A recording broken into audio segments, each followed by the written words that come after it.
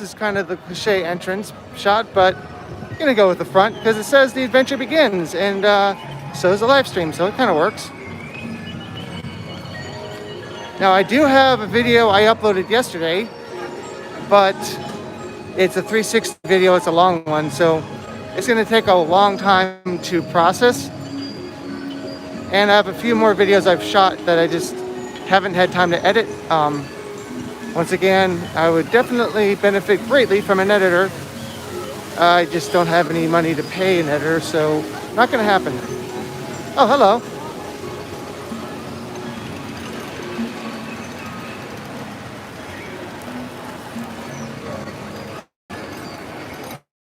Oh, hey, Edward. Now I know that one of the people I normally see in the chat is here today, but I don't know where. So maybe we'll see him, maybe we won't. I don't know. The problem is with 3 parks, if I walk around the entire day, I still might not see him.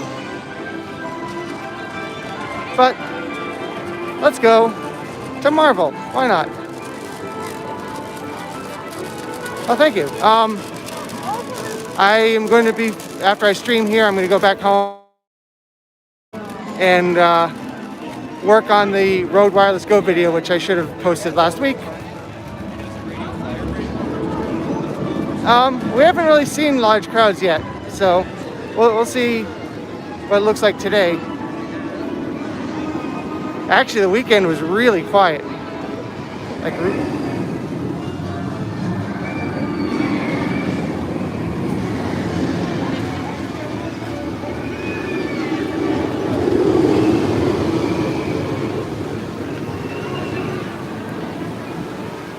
and yesterday I was in one spot for the whole day, so it's kind of hard to tell what the rest of the park looks like.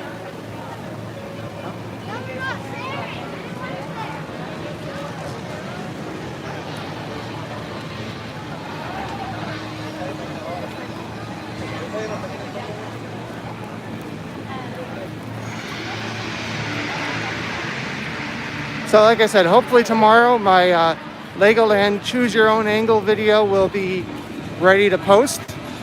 But right now, it's still processing. It is a long video. The weird thing is, in the timeline, oh hey Brandy. In the timeline it shows the video is about 40 minutes, but when I exported it, it shows it's about 50 minutes. Where those extra 10 minutes come from, I don't know. Oh yeah. Unfortunately, I still don't have passes for Epcot, so, oh, look. The normal entrance for Amazing Adventures of Spider-Man, I hate how this thing tilts, is open. I guess it looks better.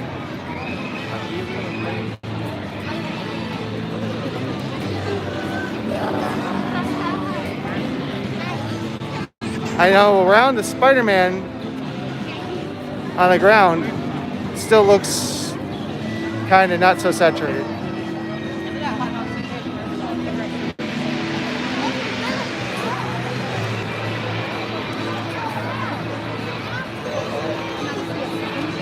Oh yes, my top secret drone.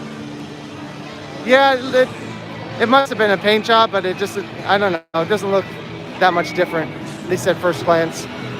My top secret video of Pepe the Pig is going to be it's going to be on pay-per-view, exclusively $10 or more Patreon level for the access to that. Aha.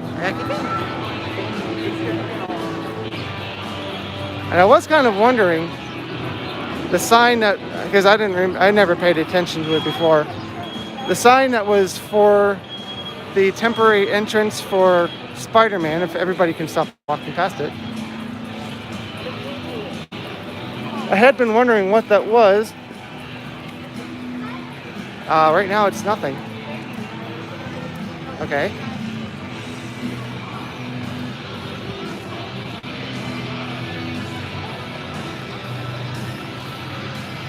Spider-Man.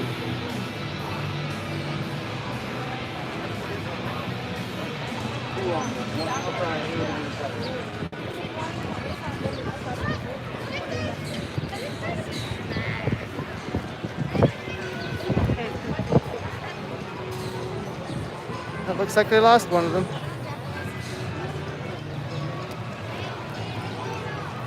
Unless the stats are wrong again. Oh. Lost one, gained two. So,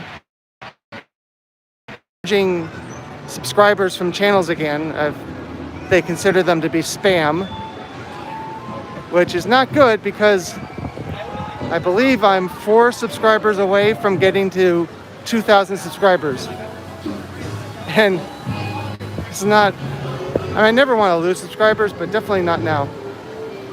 The video for the 2,000 subscriber mark is uploaded. I'm just waiting for it to get to 2,000.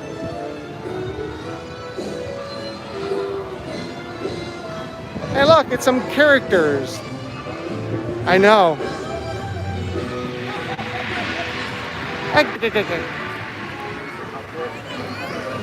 Hello. It was stagnant for a long time and it's kind of picked up a little lately, which is good. I mean, obviously it's good.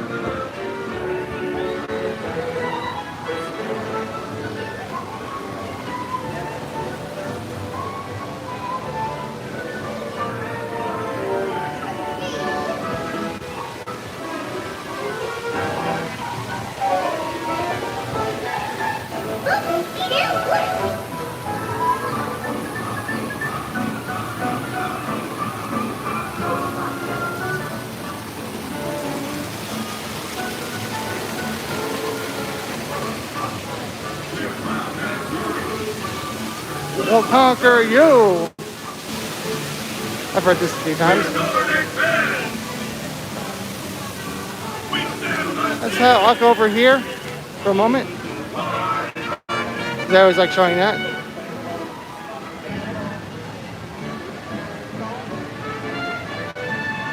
So still no specific date for Velocicoaster, which I think is probably a good thing. Because if they picked a date and then for some reason weren't able to open on that date, you know Universal would just do whatever they need to open on that date. So looks like Wimpy's is closed right now.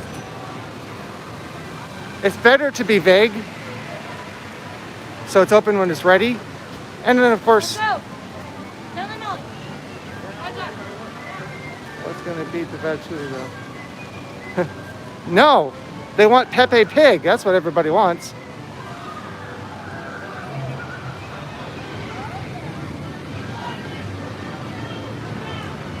Not really free annual pass, but my ID gets me into the parks.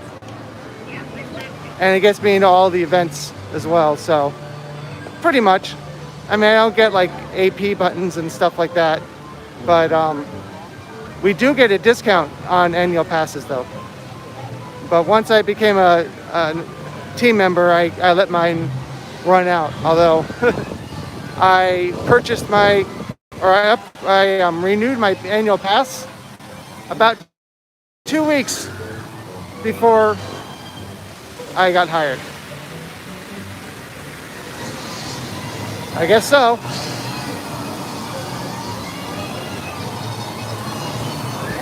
Because I can tell you over here in the United States, it doesn't make sense.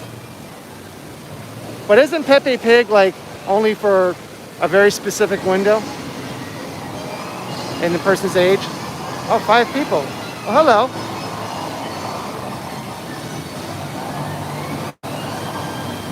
Pretty much, yeah. It's a little trickier to go to Japan, but we can.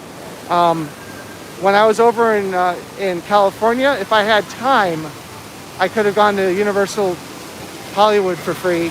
I didn't have the time because I was in Anaheim, and I've heard it could take at least 1 to 2 hours to get to the park, and to get back.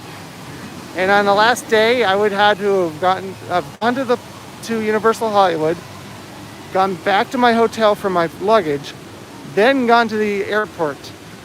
And that would take a significant amount of time of the day away, so it just wasn't worth it.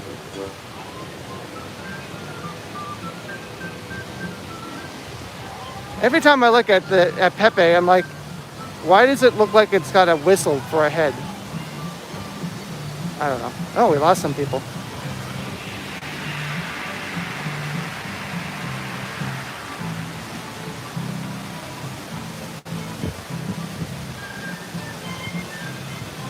Yeah, I figured it, when I looked on Google Maps, it said 45 minutes. But like that's ideal traffic. And I wasn't going to take the risk. Now I went to Knott's Berry Farm because it was a 10-minute ride on public transportation. I'm like, I could do that.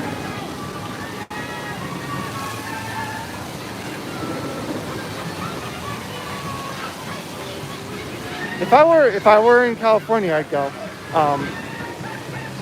Also, I went to Disneyland when I was there because I literally walked to Disneyland from the hotel, so no worries about traffic there. But remember, I was there primarily for VidCon. Everything else was just a bonus. Oh.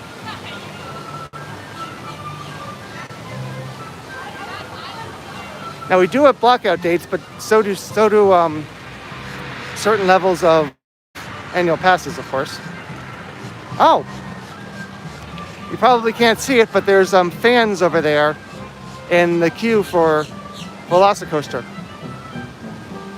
I don't think I can zoom in on this app. Let me try to not block anybody or delete something, or I don't know.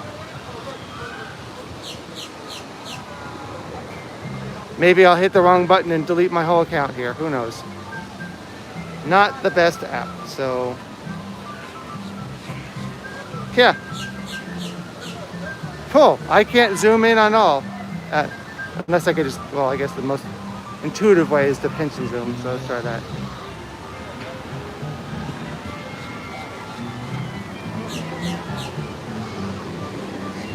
I don't know if you can see.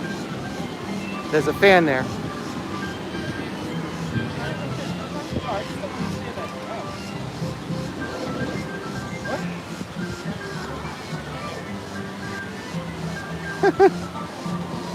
Yeah, well, and I was also standing right here. Well, I didn't block you. I put you in timeout and deleted the comment. All while trying to show Brett your comment. So not what I was trying to do. So I used the official GoPro app. I have not found anything on the iOS store that would be better. I would love to use an app that let me stream to YouTube and let me use an external microphone, because I would use my wireless Go 2, and I would also have it for Brett when he's on next. Or whoever. Yeah, thankfully I didn't ban you. That would have been worse. I mean, it was still bad, but at least once the timeout ran out, it was okay. But the stupid thing is, they've also put more plants, trees, and bushes and stuff over there. Which I think I knew that, I just forgot. The thing is that neither Brandy nor I could fix it. StreamYard, haven't heard of that. Well, if it lets me use an external microphone, as I said, I would definitely go for that. I also wish it was easier to pull up the chat messages. I don't know best, but my favorite one, you'll laugh, because is that?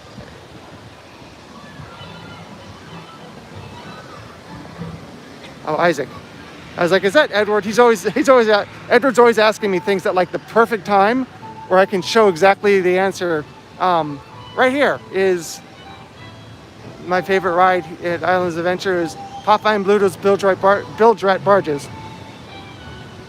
But best, I hate to give that kind of an answer, but best is subjective. Am I zoomed in a little bit? No, I'm just close. And oh yeah, like I said, all the King's horses and Brandy and I couldn't fix it, but we sure tried. I looked at everything, but like I said, luckily it was only temporarily. But yeah, here's my favorite ride here. I just said here in the same sentence.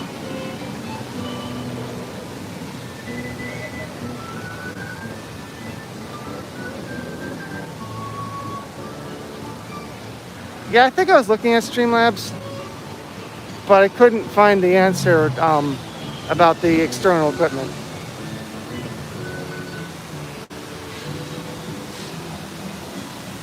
Well, yes, I do really like, I really do like Forbidden Journey.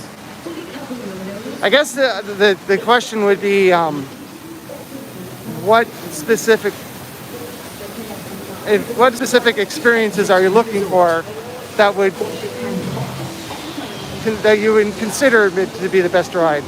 I mean, the Amazing Adventures of Spider-Man, if I ever get it right here. Oh, well, thank you.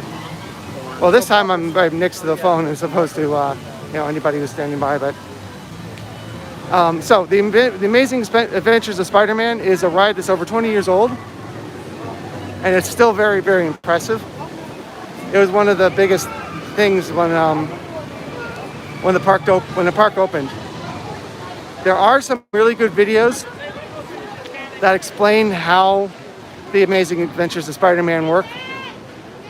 And I didn't like it as much. I didn't dislike it, but I didn't care as much for it until I saw how it's working, because it's very impressive.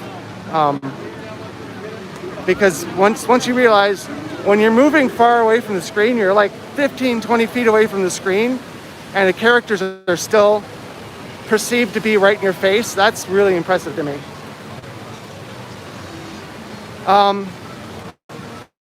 I'm not sure all the details. I know that they did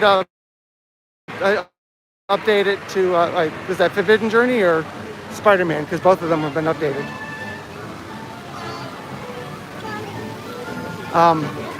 Forbidden Journey was, yes, updated with better projections. I believe it was, if it wasn't 4K already, it is 4K. And it's a lot more clear, a lot more contrast. And as you can see, the walls are still up here for the refurbishment of Dudley Do-Right's Ripsaw Falls. We just call it Ripsaw. Just an annual maintenance. No big deal. The ride isn't broken. I hate when people say that. Is it broken? Yeah, if you go on it, you'll die. No, it's not broken. It's just... And somebody's smoking. No, unfortunately, Orlando was never 3D, and also, unfortunately, no, no, Velocicoaster is way too intense for me. I really hope we don't. But unfortunately, the 3D was removed from Forbidden Journey, because I would have loved to have at least experienced it once. I know that definitely. Despicable Me Minion Mayhem was way better in 3D, especially if you didn't want, a little tip, I guess, is if you want to go on that, yeah, apparently in Hollywood people are getting sick because of the 3D, but if you want to go on, oh, was it amazing? Oh, well, lucky you, I never got to experience in 3D. But I know that if you want to go on Despicable Me Minion Mayhem and you don't want to wait, you can go in the stationary seats in the front.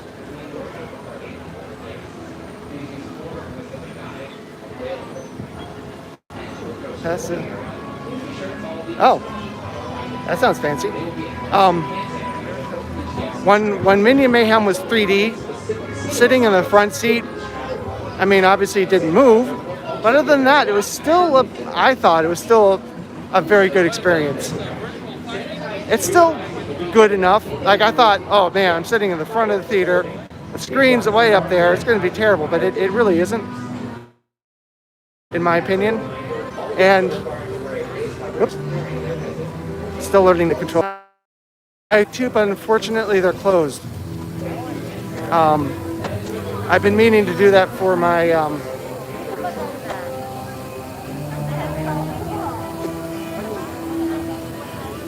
I don't know. I wanted to go to Camp Jurassic with my new camera because of the low light capabilities, and it's closed right now because of the pandemic, unfortunately. Let me just step aside here for a second.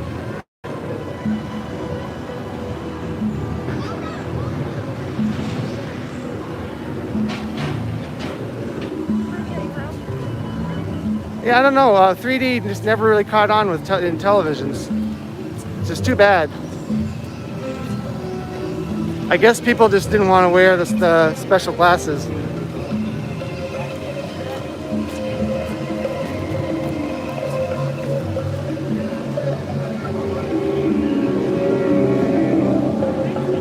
So this was the smoking area. Well, one of the smoking areas in Jurassic Park. There were actually two. There still is one.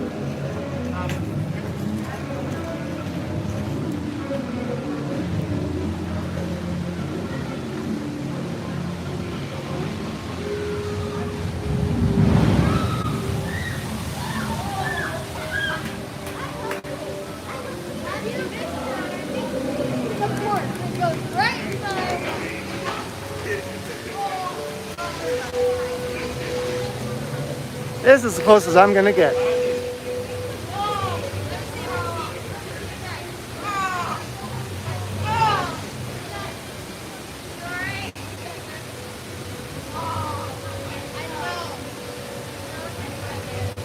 It's a good ride. I don't really like that drop at the end. It's a little too intense for me. I feel like it won't, but I feel like the ride vehicle is going to flip because it feels like it's so vertical.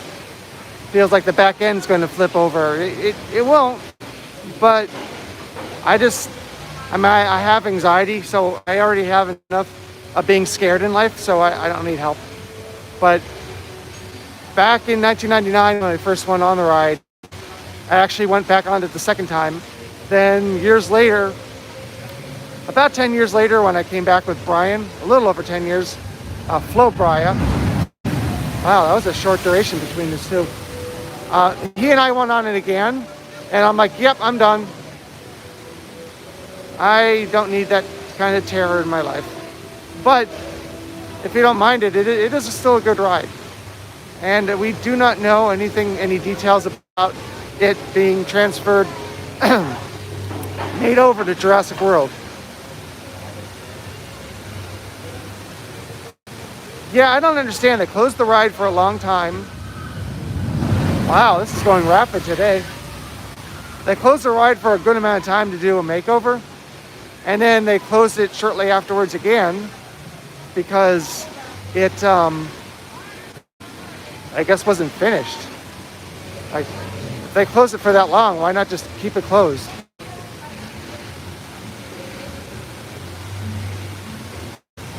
Huh. Yeah, a former friend of mine told me that Ripsaw is more intense than Jurassic Park River Adventure, and I'm like, I don't see that. Like, that's a kid's ride.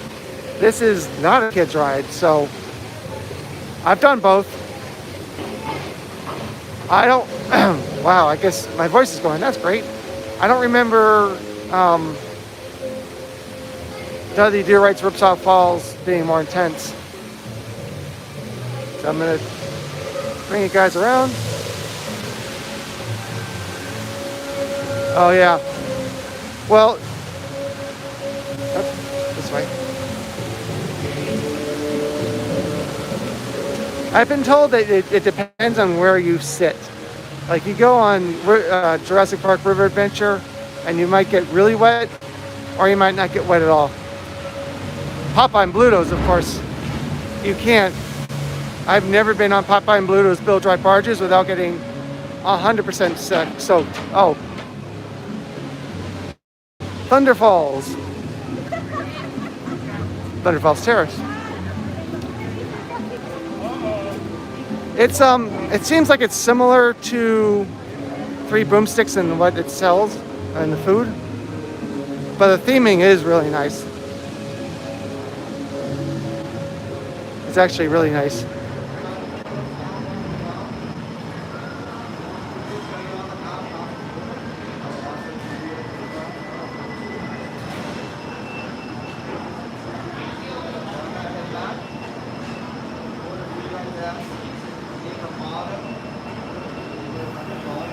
Oh.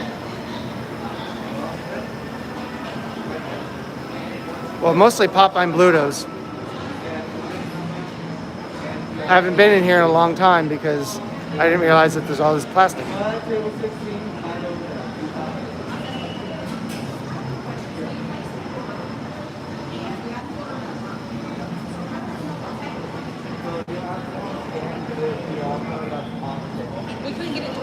Is this Mardi Gras or is this St. Patrick's Day? St. Patrick's Day. Ah, so Mardi Gras, St. Patrick's. All right, cool.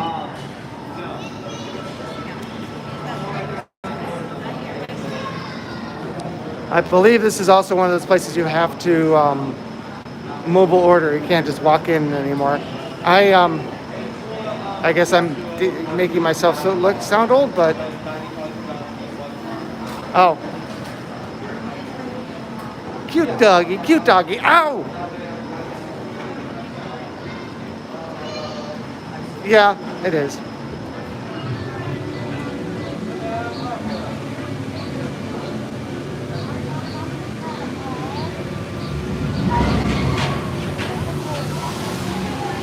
Surface dino.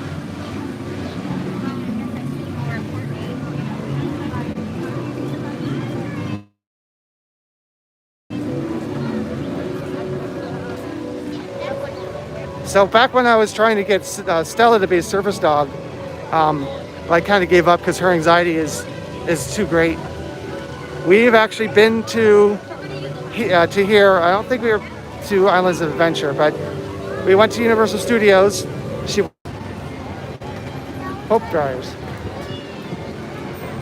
All right, I'm not sure how much of that you heard, so apologies if you heard it. So back when I was trying to make Stella a service dog, because of her anxiety, it didn't really work out. But she's been to Universal Studios a few times,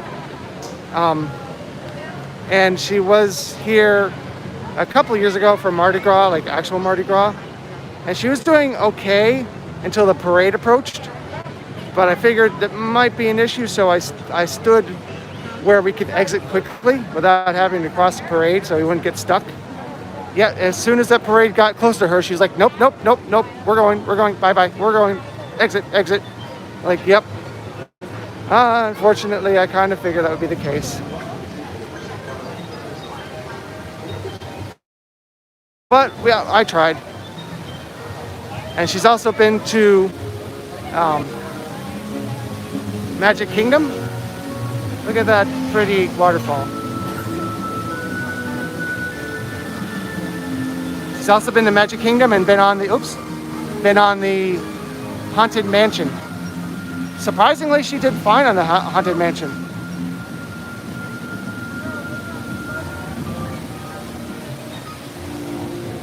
So Haunted Mansion, yay. Mardi Gras, not so much.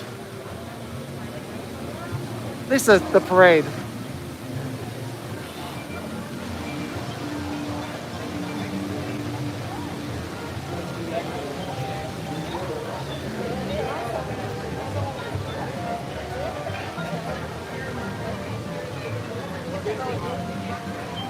So when you guys see the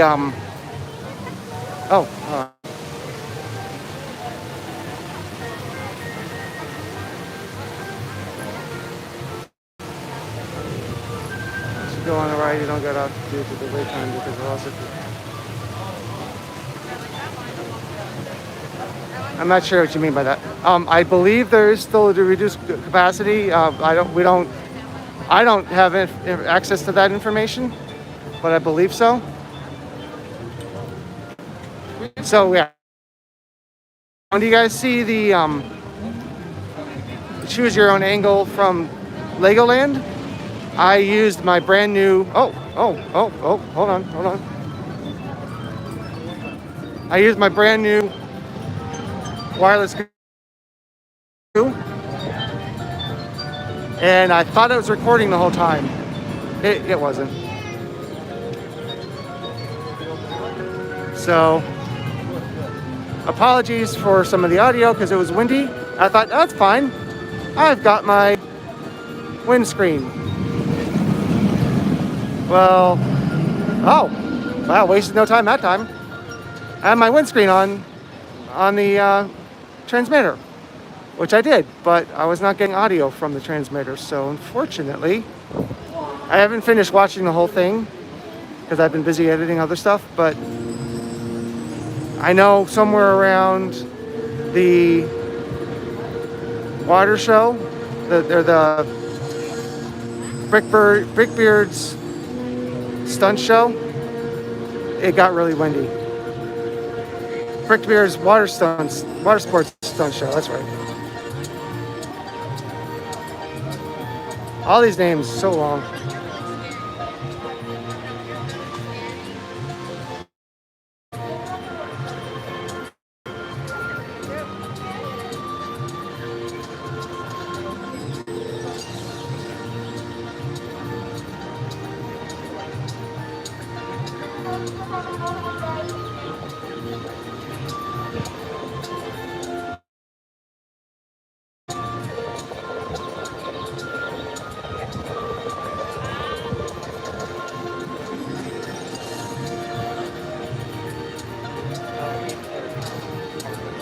So as I was walking over here, I was like, wait a minute, I hear it.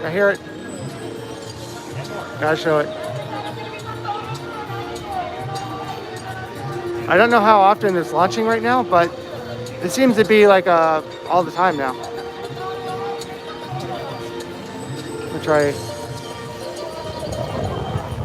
This hole's a lot bigger.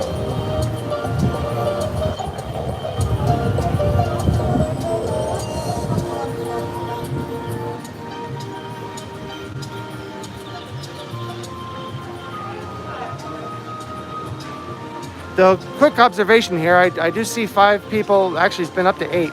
5 people watching on the live stream, so thank you for that, but I see only 2 likes.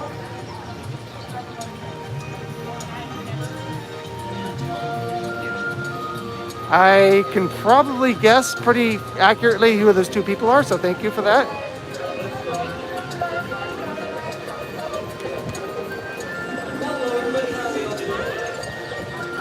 Yeah, that worked. I'm surprised that worked in 2010. Oh, 5 likes, well thank you. That was quick. That doesn't work as much anymore because people kind of figured that out. When it first opened, yeah, the moment it rained, like everybody left off Cano Bay and it's like, all right, you guys know you're in a water park, right? You guys know that, oh I know. You guys know that you're wearing bathing suits. You know you guys came here to get wet. And it rained and you left? You left? Leaved. Wow. Leaved. Good job, Dave. It started to rain and you left? Like, I understand if it's a thunderstorm, it's not going to be passing for a while. Oh, well, thank you, Edward. I know if this is the thunderstorm and there's no evidence of it passing anytime soon and all the rides are closed, like, okay, I guess I can see that. Although some of you might remember that I've left before because there's a thunderstorm and because it didn't look like it was going to be open anytime soon. And then the thunderstorm suddenly passed and everything was open. So, but yeah, just rain. But yeah, getting back to Brandy. Yeah, I know it's super close to 2,000 subscribers. I haven't looked in a bit, but Earlier, I believe it was 4 subscribers short. Oops. Yeah. That's when it's good to have radar on your app.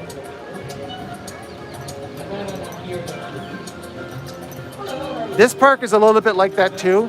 When there's lightning, most of Islands of Adventure, as far as rides, get closed.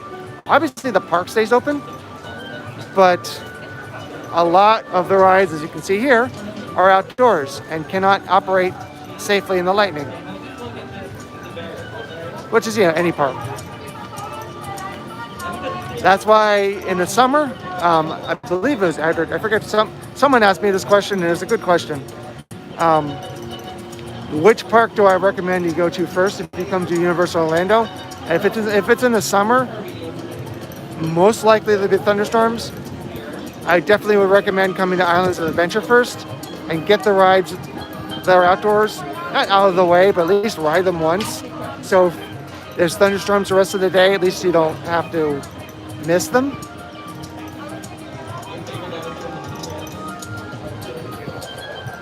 Because a lot more rides over in studios are indoors. I guess it must be boring people because people are leaving.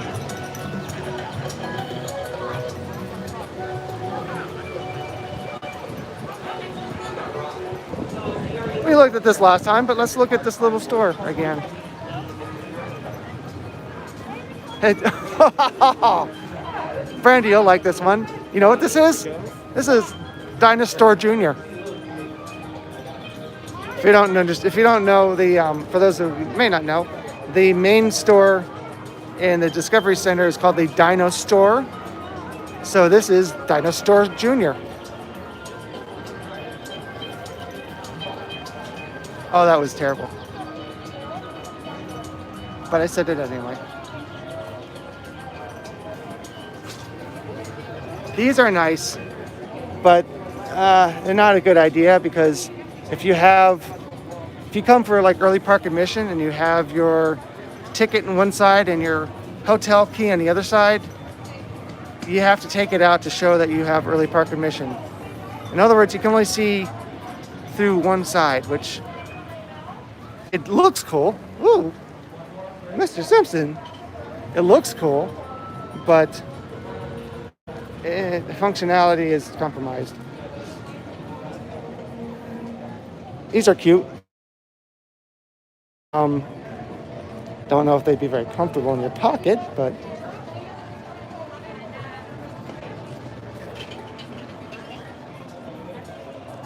I still like this hoodie. I guess it's the blue. Blue is one of my favorite colors. Well, you can buy some things online. I'm not sure how much because I've never tried, but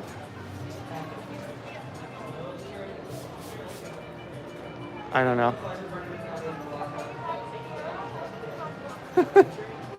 Oh, Brandy, you'd like that.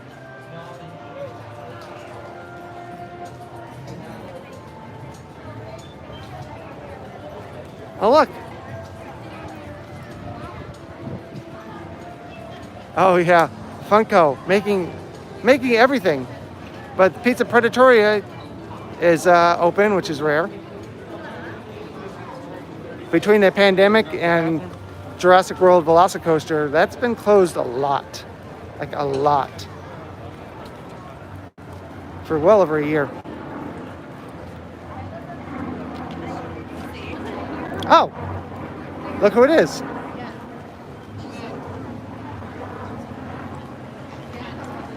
Yeah, he's busy.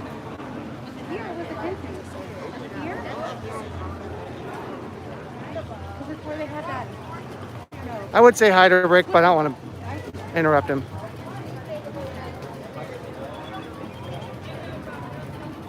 I'll be around for a little while. Though I really, really, really need to put that road video out. I promised myself that when Road releases their next major item, that I was going to buy it and put a video up about it as quickly as possible. And I've had the microphone for over a week, so much for that.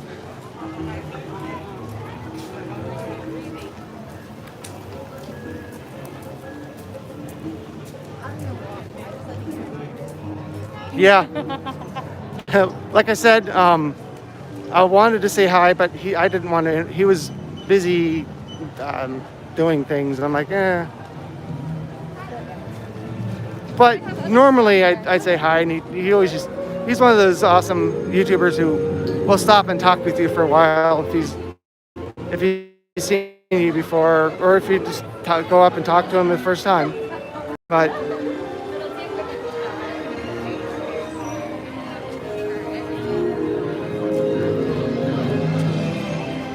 oh, as long as it's been here like a week or so, this is the first time I've actually seen this in person. It's a good size.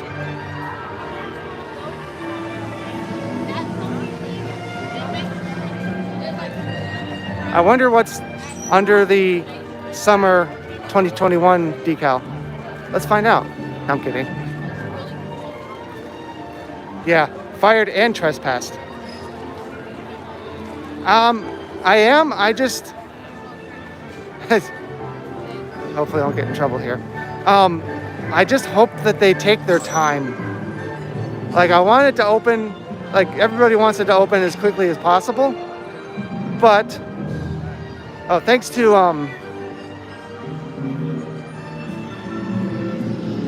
wait time indicator for Velocicoaster. Oh, thanks to BioReconstruct for showing me an image of this.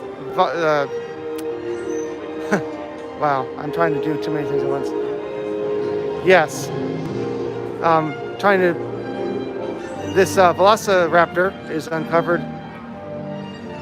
Yeah, Volcano Bay was rushed, and it was open on a specific date. And the problem is, once measured, yeah, really. More like wait till something's finished before opening. But the problem is, and this goes back to what I was saying about why Universal won't budge on this summer 2020 or 2021 for Velocicoaster. Why I didn't is because they announced a specific date for Volcano Bay, and problems happened. Construction is always delayed, especially in a large project like that. Just expect it to be delayed for whatever reason. And it's not a knock on anyone. It's a big, complex project, and big delays happen. One of those delays is a large number of slide pieces got caught on fire. Oh, hey. And, well, thanks for joining us from Germany. That's cool. In my opinion, anyway, I think it would have been fine if Universal said, hey, we're going to delay the opening of the new water park because parts of our slides caught on fire. Like, I think I'd be fine with that.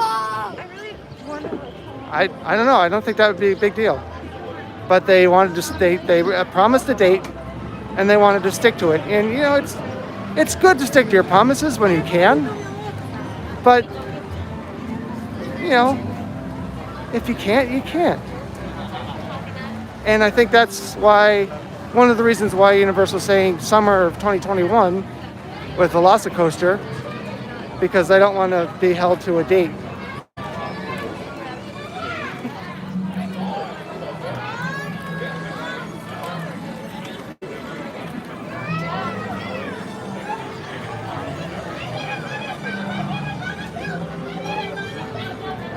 Oh, well, that's no fun. What do you think's better, the store? Let's go in the store. No, we don't get that's a good question, Edward. No, we don't get construction tours.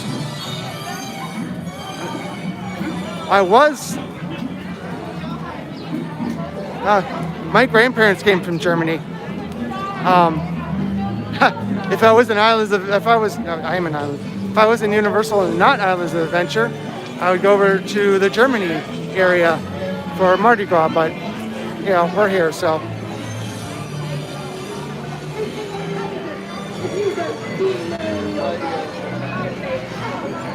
Oh, well, it'd be great if you did.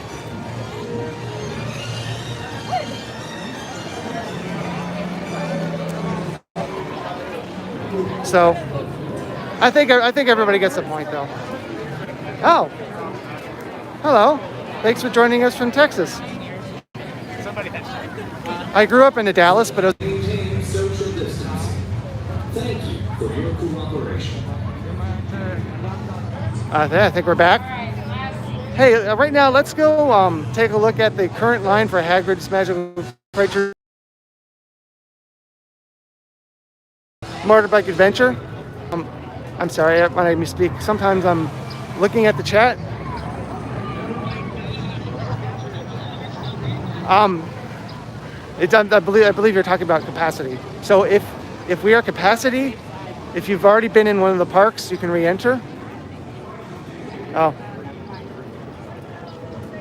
sorry. I assume I'm on Wi-Fi. Let me just check really quickly. I might drop out for just a moment because I have to leave the app to do that.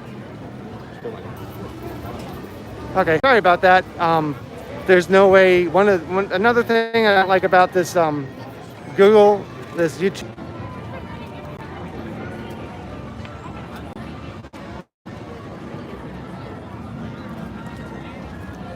All right. So to me, it seems like some really basic things to see on screen, if I'm on Wi-Fi or not, and what my battery level is. But nope, not in this app. All right, so not too bad. The extended queue only goes to the annoying fountain.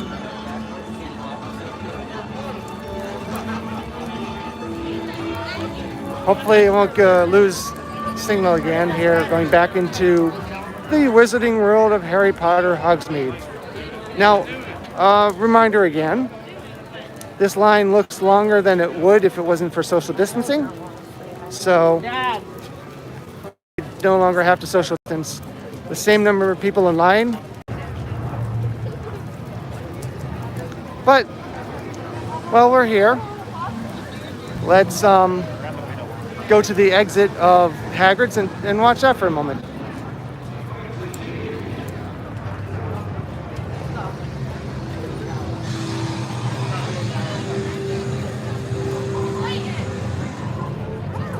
I still wish I could have bought this gimbal last year when I bought the other one. It's cheaper and it works better.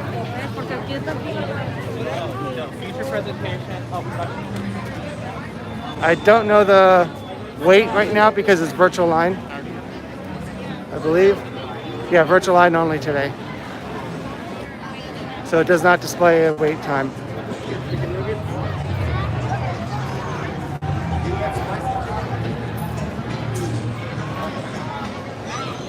But if you ever want to, well, sorry. If you ever want to just watch the coaster, if you're not aware, you can come back here and watch from the exit.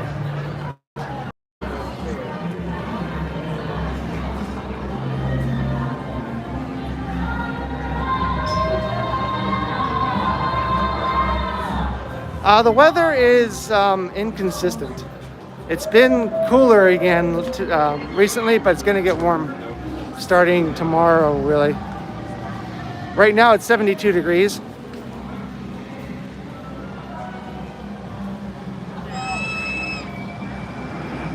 Well, if you want to work at Universal Orlando, at least in the past, wow, wow, they're really running a lot today. At least in the past, my advice has always been, in my experience, in my opinion, apply in maybe about August, maybe even July. Apply for, I don't know what you want to do here, but apply to be an attendant for Halloween Horror Nights. to me, that was an easy way to get in. And then you can, it's a lot easier.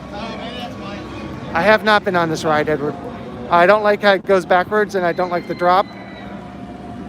And I don't like the spike, the pike either. Oh, cool. Well, hopefully, we'll have Halloween Horror Nights for real this time. It's supposed to be. Oh, you're welcome. So yeah, at least for me, that was very easy to get into the company. And then from there, once you're a team member, it gets a lot easier. Like, you can be a team member for, well, not me, Randy. I don't want to grow up. It's a lot easier to move around in the company, and you are able to stay a team member for a few months without being in a department, which is pretty cool. I've not been on the Hulk. The Hulk is way too intense for me. I believe I have been on, I have watched a VR video of it. Oh, cool. Which years were you at Halloween Horror Nights? Please use floor markings as a guide when available. As you approach the boarding area, please be sure to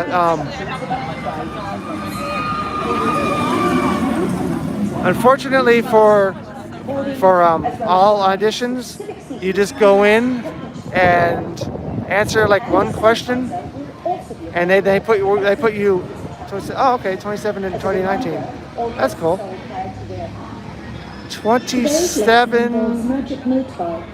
27 was my second year working here, and 2019 obviously was the last time we had a real Halloween Horror Nights.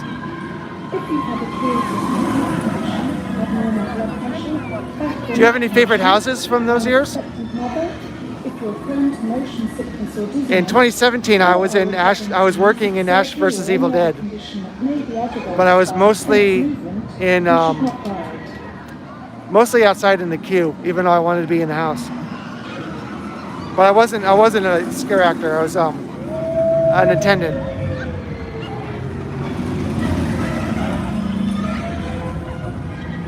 Yeah, like Brandy says, you can apply, but it's not at all in your control what you do. There are some roles, a few roles that have more strict requirements that I believe you can apply for specifically, like Janine and the Ghostbusters house,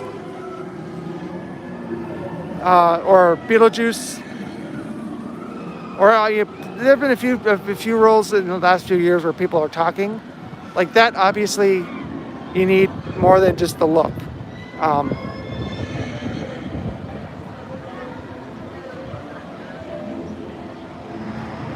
My Brian, who's on this channel often, was in The Shining. Janine was amazing. I wonder because I believe there are more talking roles this year, at least based on the houses we saw last year.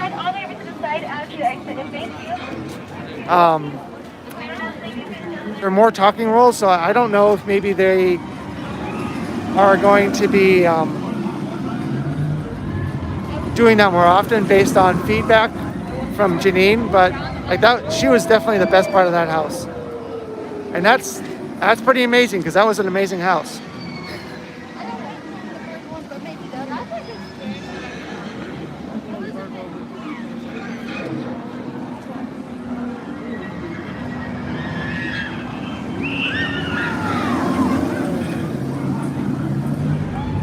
So, thanks to Phenomenal Brandy for pointing out that there's a lot of awesome stuff in the Universal Studio Store in Citywalk.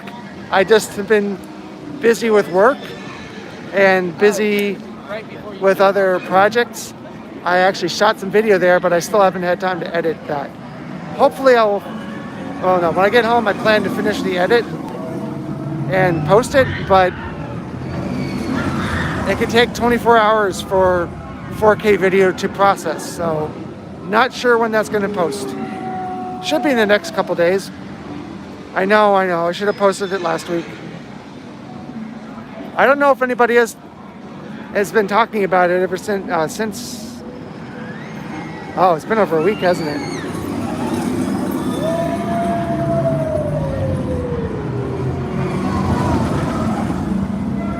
Well, my numbers are really fluctuating.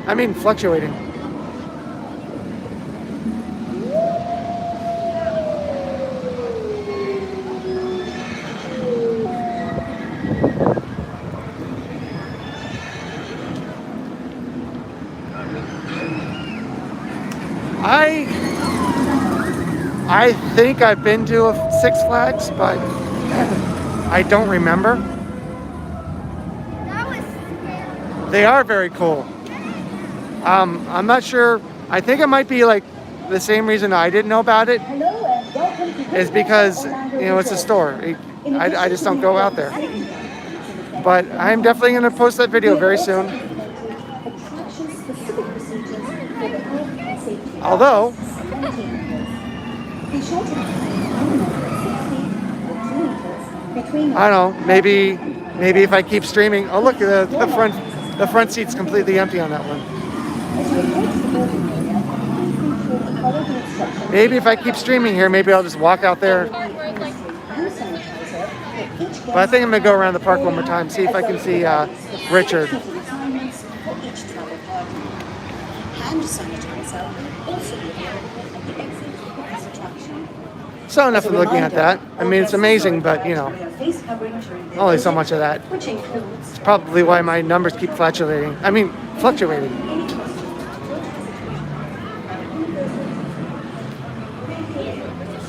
Although, that's kind of common on a live stream.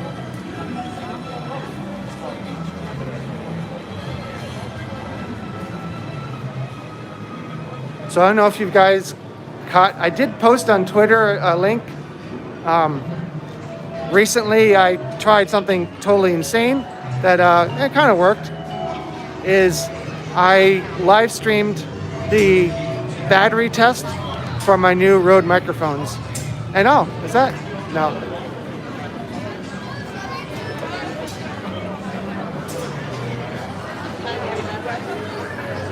And it was almost a 7.5 hour stream.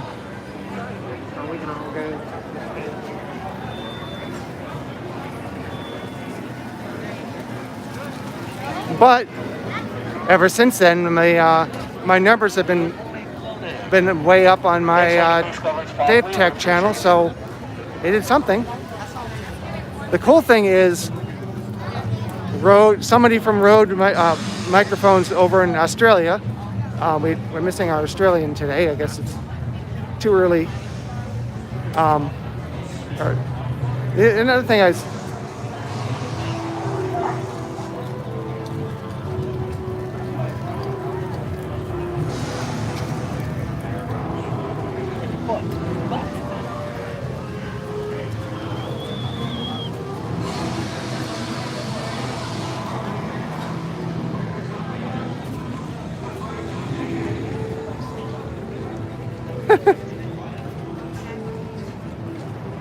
So somebody from Rode Microphones was watching the live stream, which is cool, and commented a few times. The weird thing is, you love the smell of ET? Part of that is mold. What have I told anyway? And maybe it's not true. I'm not sure what it is. But even when you're sitting outside the ride, you can smell it.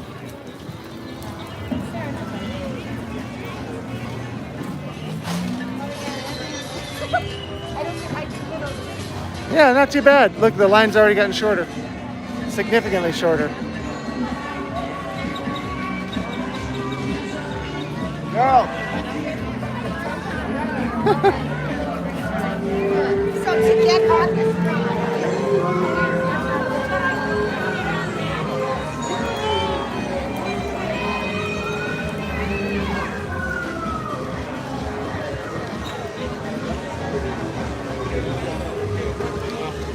So, as usual, I walk up to the wait time sign, and yeah, we're gonna keep moving.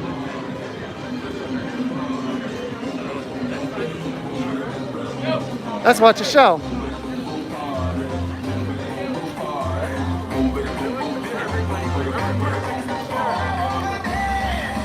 This is going to be a content ID claim.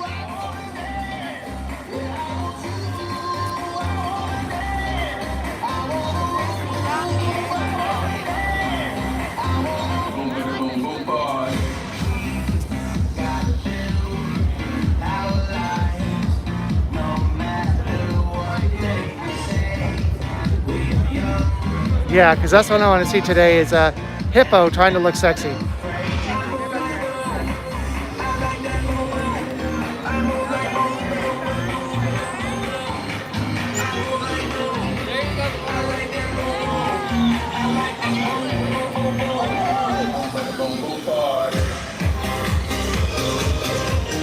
Now, I can't show you is how nice it looks back there.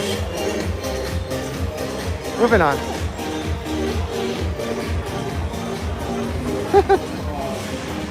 Not her size, it's hippopotamuses. I guess, you know, something for everybody.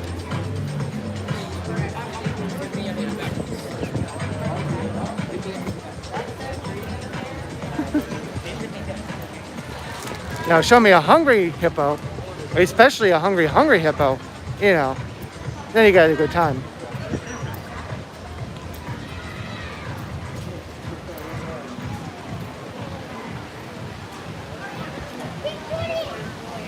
All hail King Julian!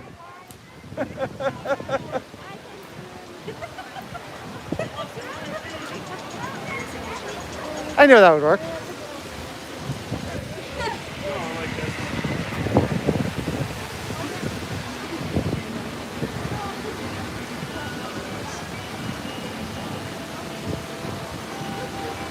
Yeah, sorry, I was busy. I never knew that they were dangerous, but apparently they are. I'm not sure why.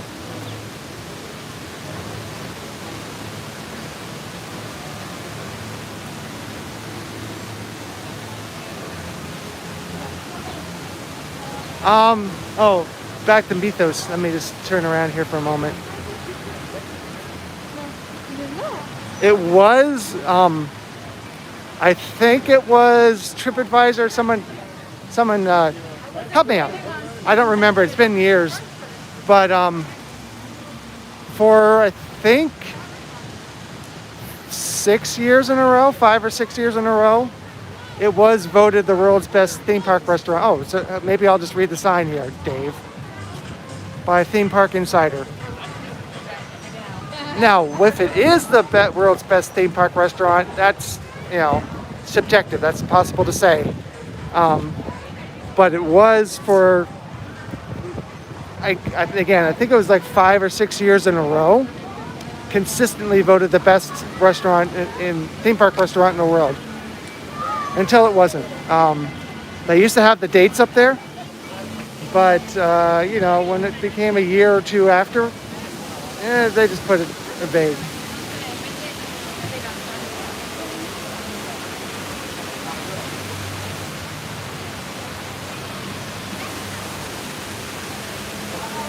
Well, like I said, it might have taken over the title, or it might have been a different year. I don't know. The point is, as long as you think it's the best in the world, that's all that matters. Well, honestly, what matters is if you think it's the best in the, oh, hello.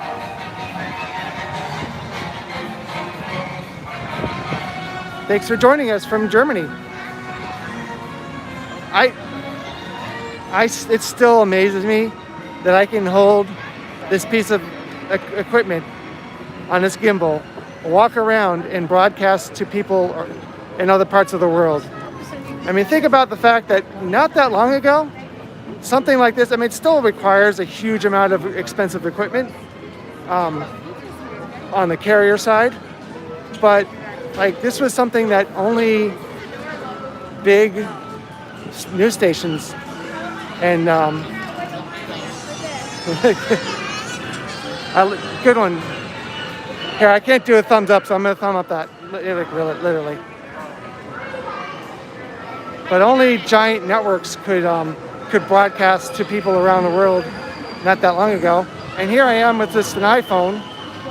I mean, you could do it from an Android. I just happen to be using an iPhone and a gimbal.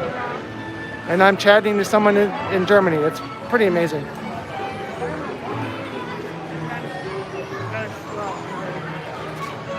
I don't honestly know. That's something that attractions might know. But yeah, at a certain point, when the line gets too long, they go to virtual. I would say on a weekend, chances are really good it's going to be virtual, but it's never guaranteed.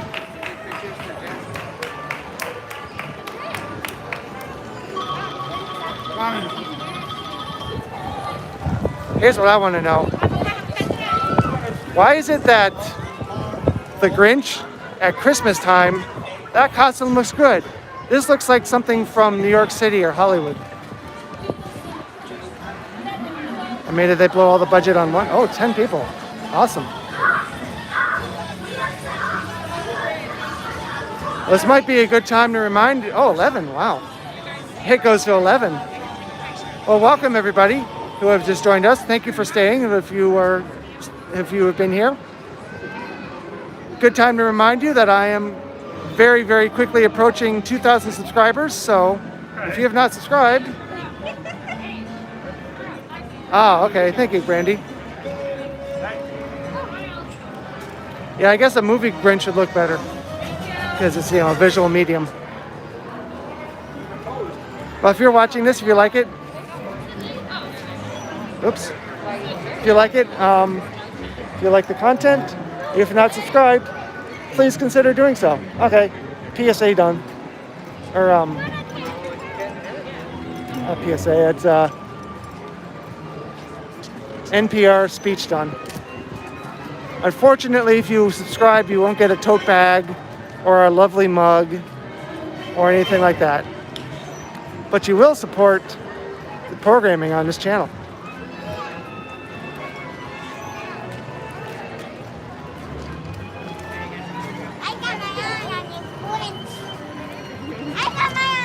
And of course, you can also become a member of the channel for as low as $1 a month.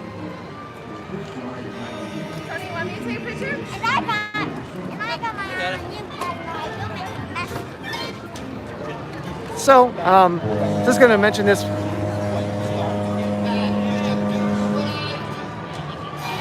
Going down. One second, I got to reread that. Any tip for the first time going down? Oh, that's I don't know if I have one tip for everything, but okay. Going back to what I said before, if you're coming in September, that's right during our rainy season, also our hurricane season, and the time of the year we have thunderstorms. So my advice is, if you're coming to Universal Orlando, it's probably a good idea to come here to Islands of Adventure first, because I know, sorry for those who've heard this before, usually in the summer there'll be thunderstorms in the afternoon. Like it's almost guaranteed, and a lot of this park closes during thunderstorms. So in my opinion, it's a good idea to come to Islands of Adventure first, so you can ride the outdoor rides. So that if there is a thunderstorm, sometimes it passes quickly, sometimes it lasts for hours, and that way all the rides that are outdoors, you've already done them, you've already been on them, and if you can't go later, you're not gonna have to miss them. Oh yes, like I said, Brandy, that's a very wide sweeping question, which is a good question. It's just many answers. Yes, before you even come here, definitely stay on site. I would say stay on, if you can afford it, stay on site at Hard Rock, Portofino, or Royal Pacific. Now, those numbers, those prices may seem high, Oh, wow. Huh. Oh, yeah, 2017, that was the last time we had one of those bigger hurricanes. So now you might look at the prices for those hotels and think, well, that's kind of expensive. Oh, man. Well, sorry about that, Edward. I hope you enjoyed the hotel, though. So, anyway, as I was saying before I keep distracting myself, the prices may seem really high for some of the premium hotels, but you have one of the biggest benefits is, well, you get early park admission anytime you stay in an on-site hotel, but you get unlimited express for up to 4 people when you stay at one of the premium hotels. If you were to buy 4 express passes, especially in the summer, it would probably get close to the price of the hotel. So, in my opinion, staying at some place like the Hard Rock, which is so close, it's literally, there's a road separating the Hard Rock Hotel from the park. So you're staying so close, and you get that early park admission and express. It's like the hotel room is practically free, honestly. That, of course, is only if you're planning to get express. But it's still a great hotel. I'm kind of split at this point.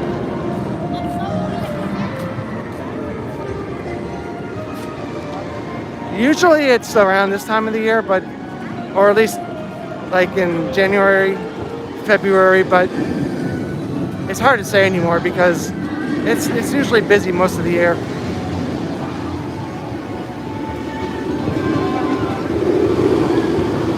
But I love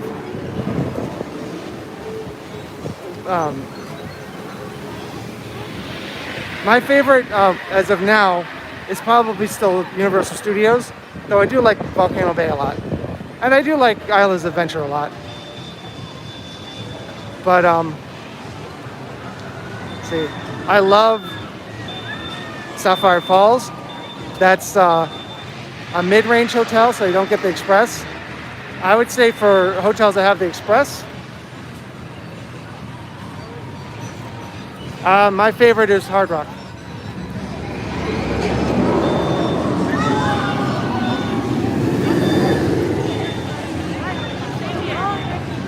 Oh yes, the team member discounts are really great, but they're very limited.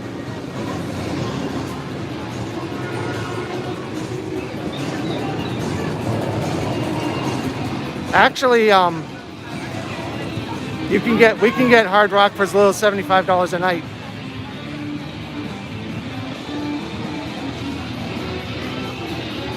Right now it's back to 4 o'clock, so if you have the premier annual pass, you get express after 4 o'clock, even on weekdays. It was for a while after 2 o'clock, but it has gone back to 4 o'clock.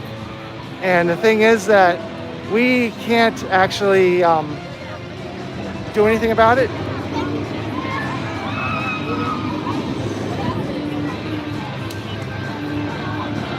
That was very cool. Yeah, May can definitely be busy. Yeah, it was good. Like the Oh, cool. Well,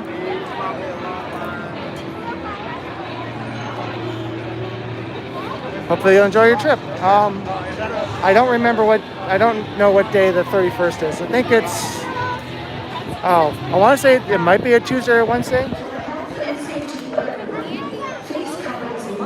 Sorry, I'm standing in line to get a cup of water, but the person standing at the register is, I guess, is paying or something. Yeah, also the weird thing about the glasses, they like, it was very cool. I'm the next one in line, but there we go.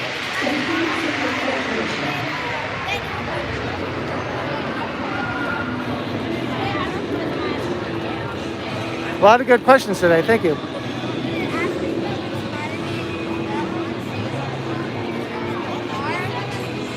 Oh, I missed one. Sorry. Edward, sorry I missed your question. I don't know All right, one cup of just water, please.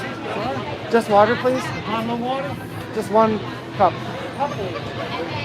I don't know about the guitar. I haven't stayed at the Hard Rock in a long time. That'd be a good question for Brandy, probably.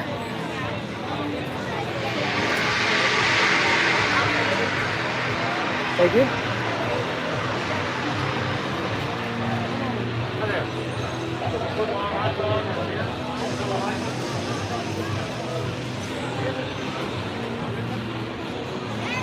Well, I know I said that I like Universal Studios better than Islands of Adventure, but it's not by a whole lot. It is still a great park. Both parks are great. Are you going to be going to Volcano Bay as well, or just Islands of Adventure?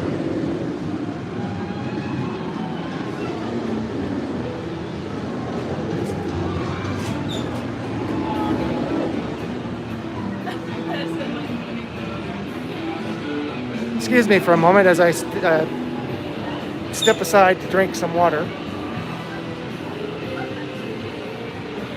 Oh, thank you, Brandy.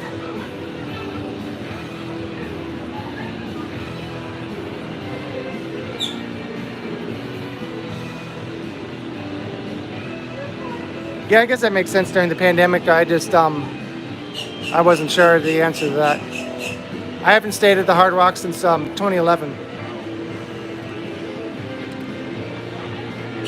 You notice my voice changed because I'm drinking water, but just so you know, I'm very distant from anybody. There's people all the way over there, probably 20 feet away, are probably the closest.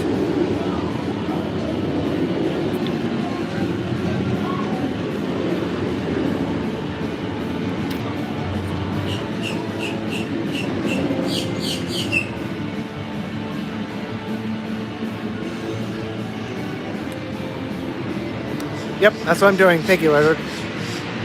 I've noticed my voice is getting a little iffy. I asked for a cup of just water. You never get a cup of just water.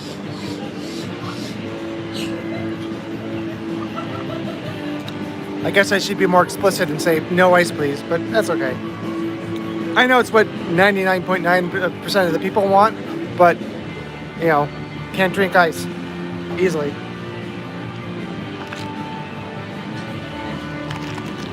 But whatever.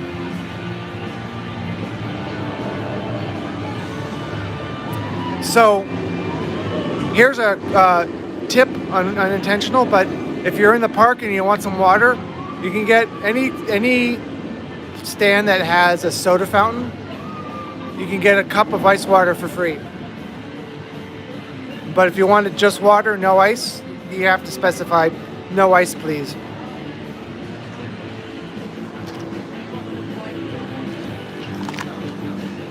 Now, if you hold on to it for a while, you know, ice isn't a bad thing. But I wanted to drink quickly and get back to answering questions.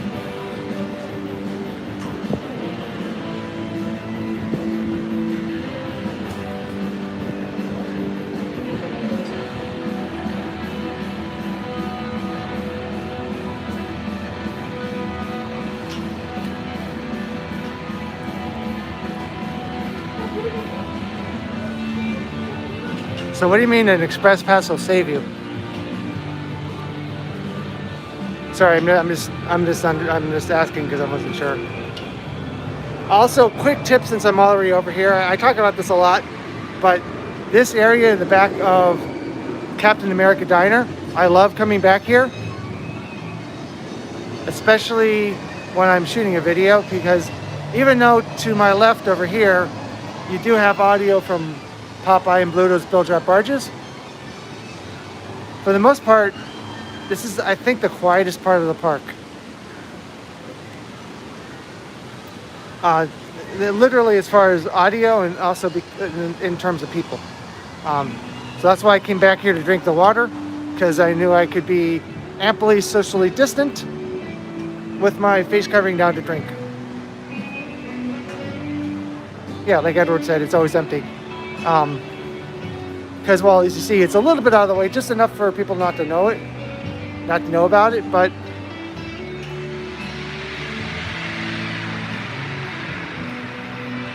But yeah, so I guess you know, it is a great place to just sit and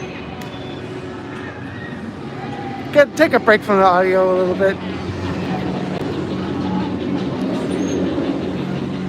Because theme parks do tend to be very loud.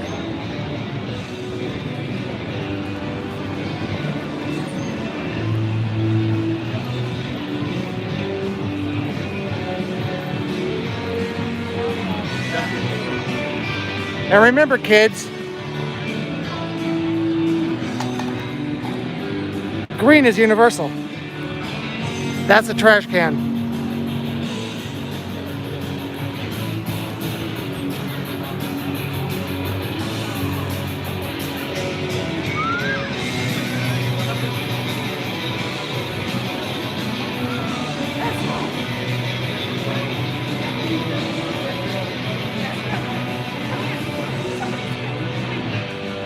I don't know why this is oh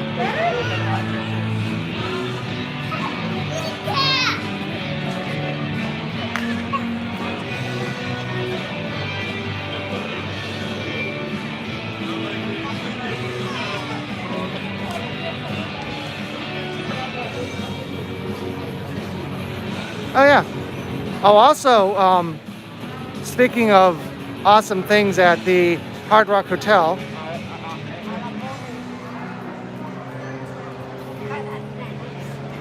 oh, I'm sorry. I was trying to fix the gimbal. What shot was I? Did I not want to show? I was looking at the gimbal, wondering why it's not going straight. Sorry about that.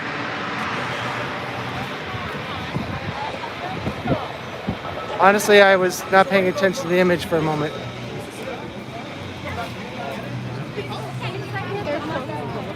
So, get myself in trouble here. For some reason, the gimbal is like off to the right. I wasn't sure why.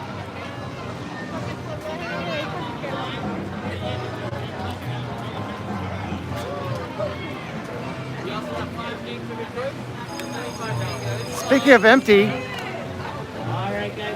this area is always empty.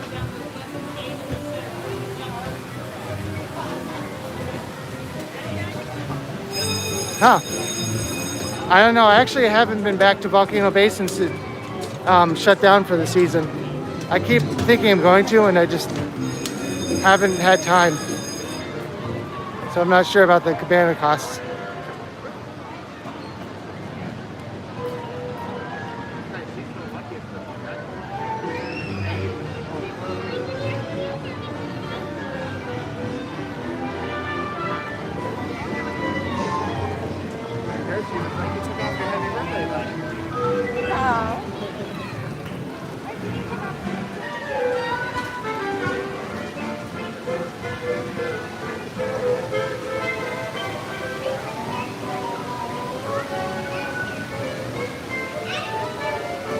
Oh.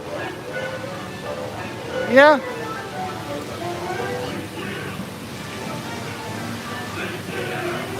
Yeah, cabanas are nice. I wouldn't get one because if I go to a water park, I want to go to the water park. But if you want to rent in a cabana, they are nice. They have food delivery, and you can reserve a virtual line.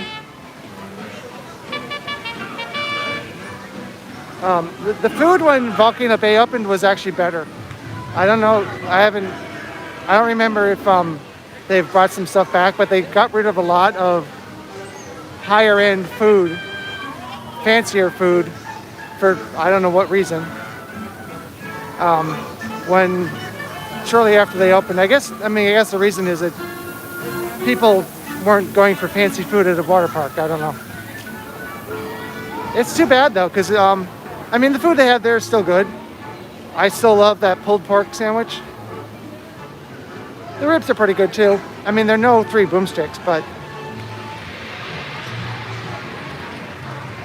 oh yeah. You said you're coming back next year, Edward?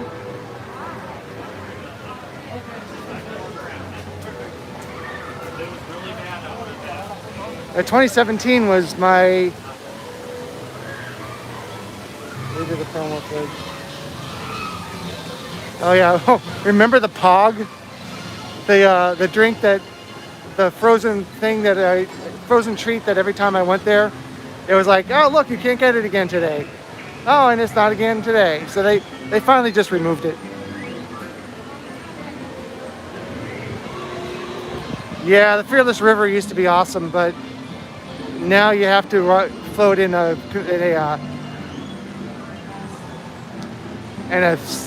float life vest, and it's no fun anymore. Oh, that's right. Sorry, Edward, I forgot. Yeah, I mean, by then we should definitely be back to no masks and all that. I mean, no guarantee, but we should be.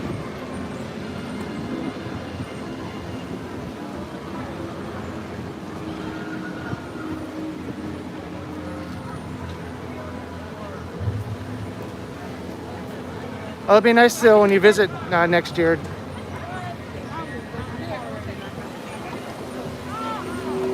Look forward to meeting you. I don't remember if I met you before because, yeah, last time you were here, my channel was still pretty new. Yeah, I'm not doing that. And the funny thing is, I would go on Tewa, the Fearless River. I would go on that no problem. When it was still, now I was told that it could even be more intense than it was. They just never turned it up all the way. I would go on that all day long, but I would never go on the Hulk.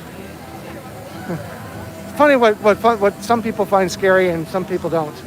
Like, I would not go on the Hulk or any other big roller coaster that size, but the wheel, what used to be the Orlando Eye, I can go on that and be fine.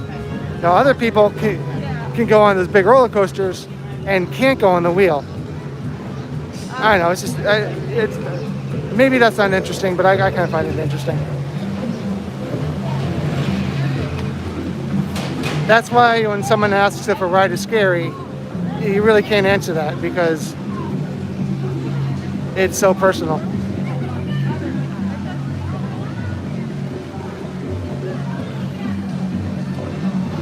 Like, I'll go on some small roller coasters, but I won't go on Harry Potter and Escape from Gringotts because of the drop.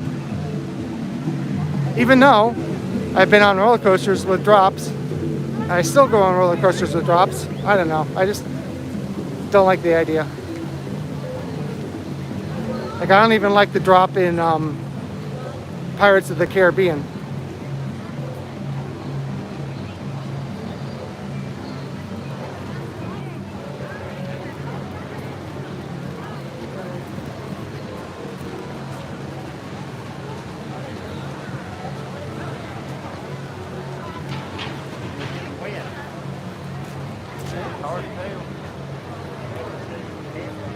So I'm trying to be good today. I know that at least one person anyway complained about my 360 walkthrough about how every single time I saw someone not wearing their face covering properly, I pointed that out.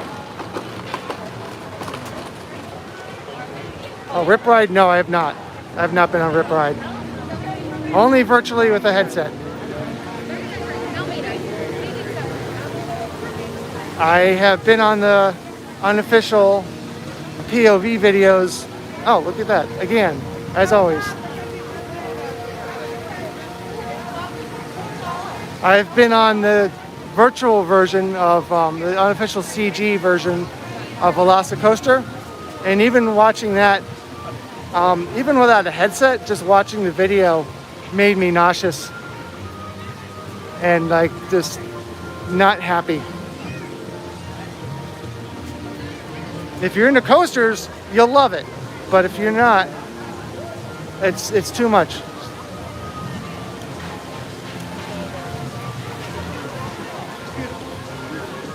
Yeah, I haven't been on a whole lot over Busch Gardens, Tampa. That's why I don't go very often, because it's really not a whole lot there for me. That's another park we get into for free. Oh, thank you.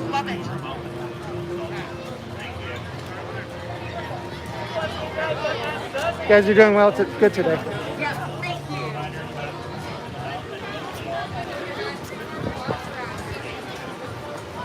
So I just want to take a look here. Oh my god. That looks crazy. We gotta come back next year for that. Is it a bait? No, I'm not on your pod. What the fuck is that? I added my duck to it. Wow, it's already up to over 90 minutes. Now, some of you remember, at this point, my gimbal would be dead. My old one. I did actually. I was transferring files from my phone earlier. So it was just a side effect that I did fully charge the phone right before I left. So that's good too. That's almost a Dave. I'm like, what?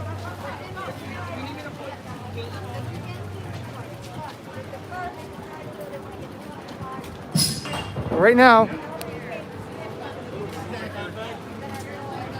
there's the gimbal is down 1 dot out of 3. It's supposed to last up to 8 hours on a charge. My previous gimbal was supposed to last 12 hours, but you guys know that didn't happen. Let's just take a quick walk, just for fun, just because, into the Discovery Center. Why not?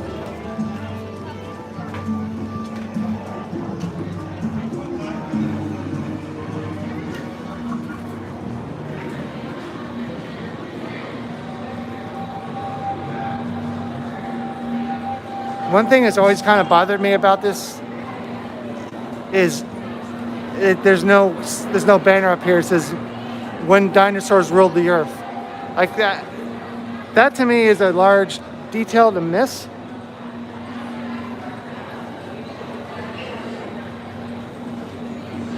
I think the downstairs area needs refurbishment pretty badly.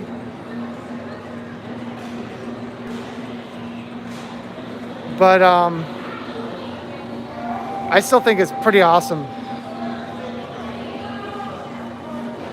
I think it's still pretty awesome that you can walk into a pretty good size, if not full size replica of the Discovery Center from the original movie. Yeah, I came in also to look for that. It says over here the UOAP is here, but I don't see anybody down there. So I'm trying to figure that out, but it does also say here, area closed. And I wasn't sure if that meant for everybody or for non-APs, but it looks like it's closed for everybody.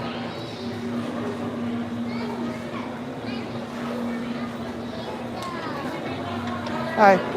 Is the downstairs going to be closed for annual pass holders? No, downstairs is open for the annual pass holders. Okay, so it's only annual pass holders? Yes. Okay, because there's a sign that said it's closed, so I wasn't sure. No, the one that is closed is for the show. Oh, okay. You know, we used to have shows for the little kids and all of that. Yeah. No, but Okay. the annual pass holder can dine in or lunch downstairs. Oh, okay. It kind of gave the impression that the whole downstairs is closed. No. So only for annual pass holders. passes, but when we are not busy and we don't have any annual pass holder, available, we don't. The only way that we can send a lot of people downstairs is if we are full, we don't have no tables. All right. Thank you. So hopefully I tried to make the microphone close to the team member there rather than be relaying that information. But if you missed it, basically this area is still open. I just don't see anybody right down there right now. Maybe people just don't know. I'm not sure. It's looking kind of dark down there. But yes, it appears that the downstairs is still available for annual pass holders. One of the reasons why I wanted to come in here, because I was curious myself as if that's the case. These are, oh, these always look nice. They're $27, hot or cold, but they are not dishwasher safe. So, if I understand correctly, hand wash only. So, yeah, no thanks.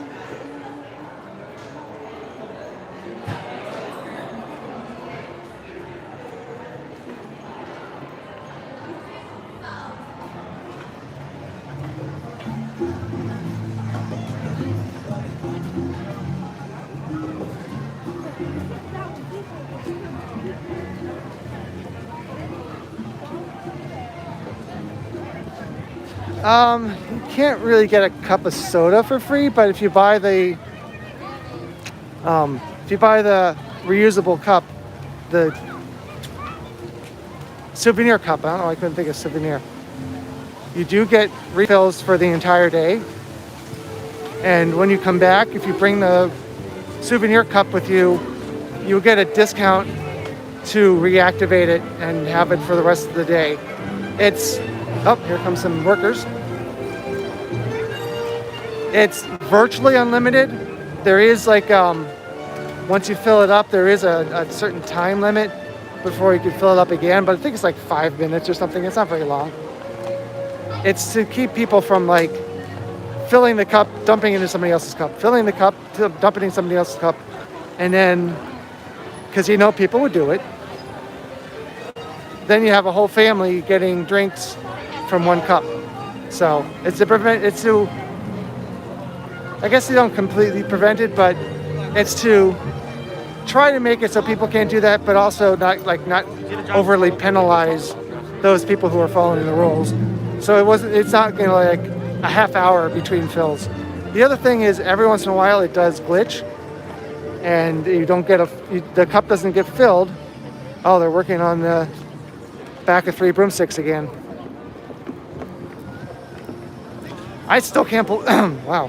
I still can't believe how close Velocicoaster comes to the Wizarding World of Harry Potter.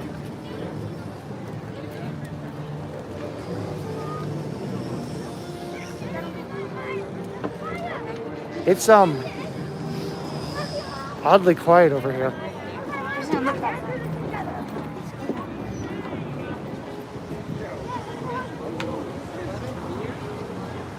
You know what? I think it's actually quieter. I think the show might be starting. I think it's actually quieter here than behind Captain America.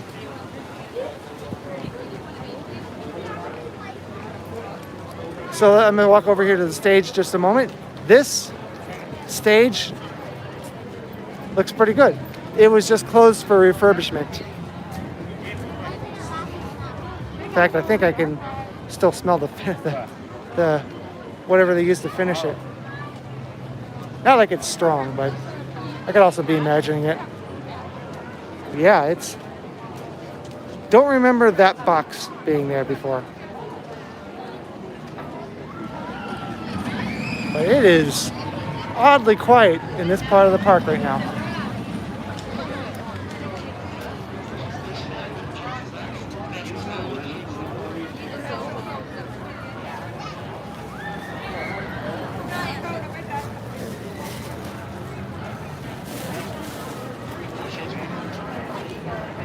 I'm going to take the back way through.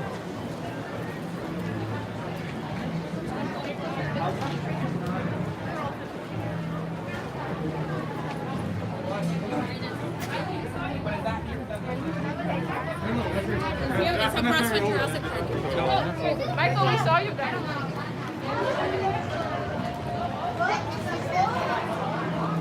So I just want to say again, thank you very much to everybody who is watching this. Those of you who have just joined, those of you who have been here since the beginning. It's been a very good stream. It continues to be.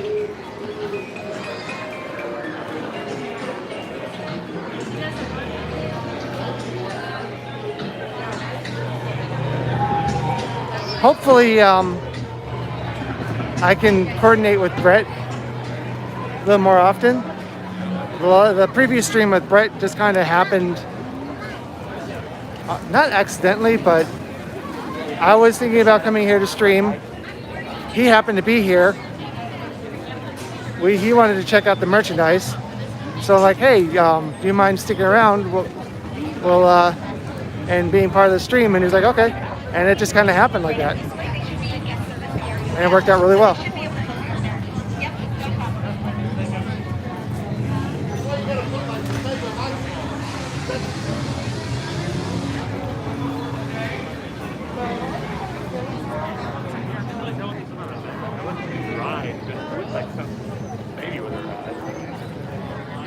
What I don't know is the current battery status. I'm sure it's fine, but let me just get through this little bottleneck here. We'll do that later. That'll be funner than doing the regular. Move off to the side. I'm gonna try to pull down the, oh, where's my battery? Oh, 50. Yeah, the one part of the screen that my finger was. Yeah, I was hoping it wouldn't pause the stream. I'm sorry. It's about 53% battery life. I had to pull down the control center, so wasn't sure if it was going to pause the stream or not. Pause the screen, that's all I can say for sure. So we're good. We're good with battery life. Gibbles look good. All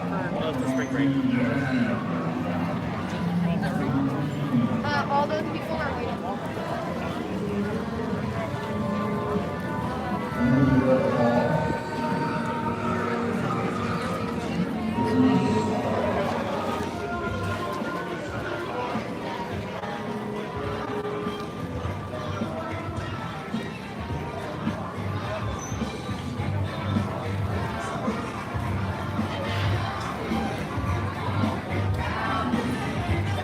Oh, they're coming back.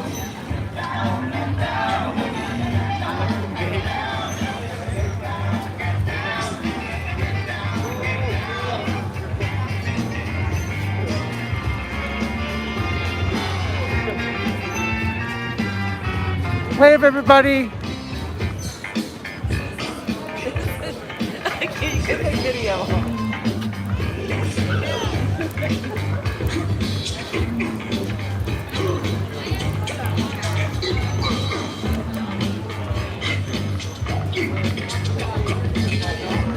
I'm gonna have so many content ID claims on this stream.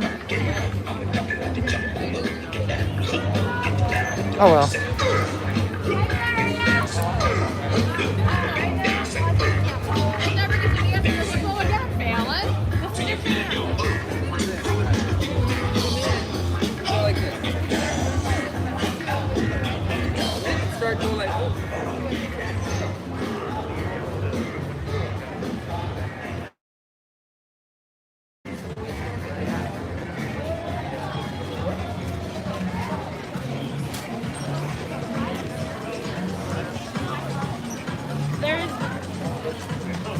Not even there.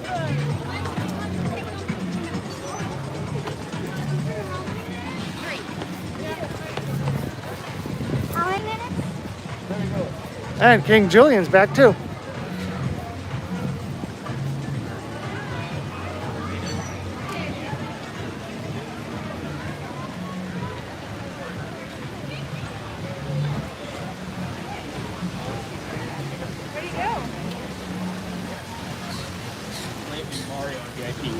So I just remembered that last time through, I forgot to show you guys the wait time sign at POE.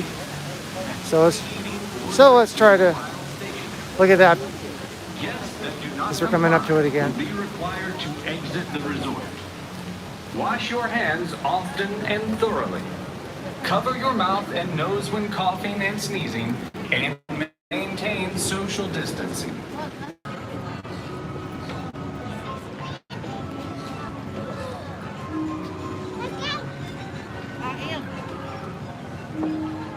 All right. So yeah, it doesn't feel like it's super busy here today, but it is, Wednesday, so. Not everybody has the luxury of having a Wednesday. Of course, I can't tell you how many things I miss on weekends because I have to work. Not like a huge amount, but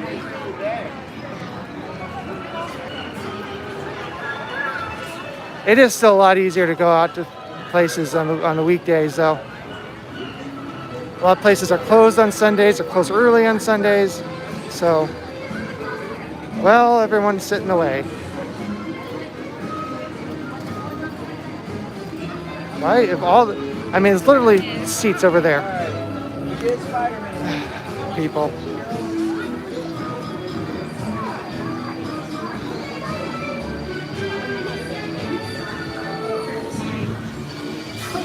Still could be better. Did I ever tell you that Mrs. McCain had 23 sons?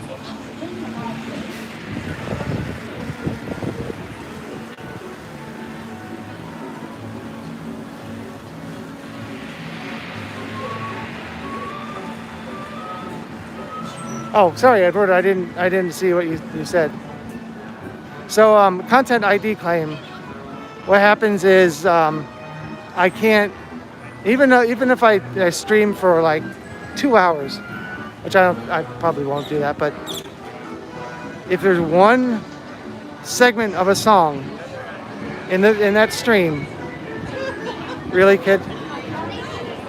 If there's one segment of a song in this entire stream, it's on for like 10 seconds, all of the money I would get from this video goes to the person who owns that song, even when I didn't want that song in the video.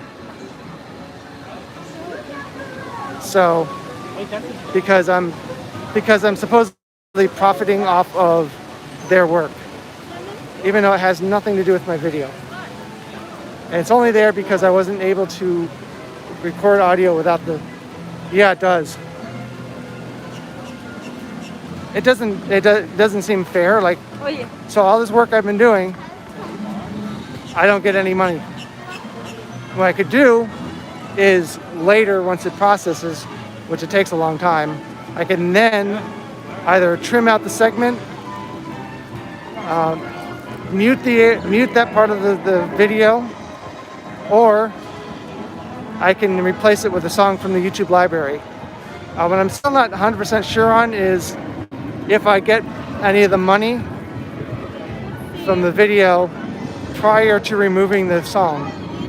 I hope so, I should, but I don't know.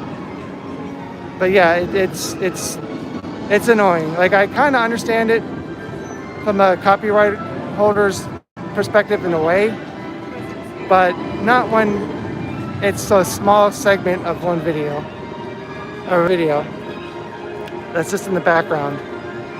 Now, if I insert a song and use it purposely in editing, like, that's different. So, 65 minutes for river adventure at 72 degrees. Why?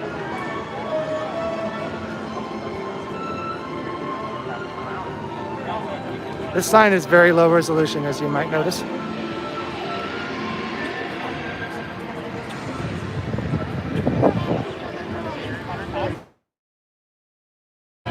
Well, that's 2 islands of adventure. I'd say let's go check out Citywalk. If you do come here to Islands of Adventure, especially in the morning, just a little bit of a please. If you're standing in line for Starbucks, as so many people do, make sure you follow the social distancing markers, because what people do is they'll start the line and where's my finger? Go all the way out here and end up in the middle. And then people who are trying to walk this way have a hard time getting through all the people. So I'm sure none of you watching will do that, but please go along here. The caricatures aren't here in the morning, so you don't have to worry about blocking that.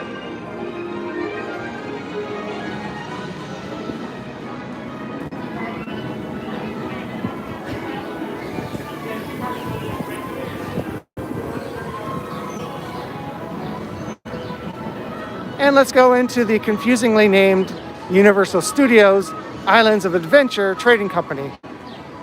I mean, you might as well just call it Universal Studios Volcano Bay Islands of Adventure Epic Universe Trading Company.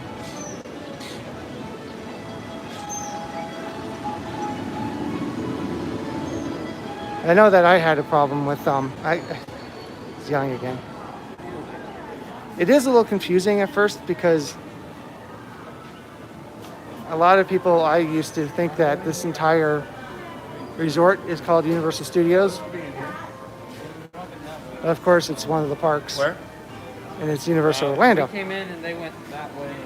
So that just adds to the confusion in that name, I think.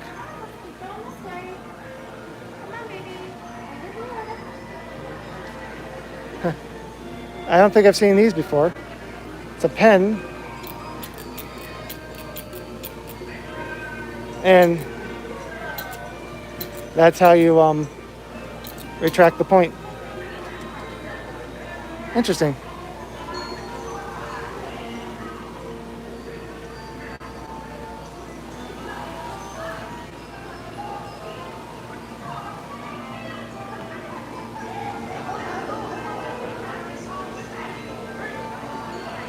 Yeah. Well, it's the same. Yeah, it's exactly the same thing. Magic Kingdom. I mean, it is going to Disney, but Magic Kingdom was there first before it was Disney World. And Universal Studios was the first. I like these. These mugs are really nice. And Universal Studios was the first park in Universal Orlando.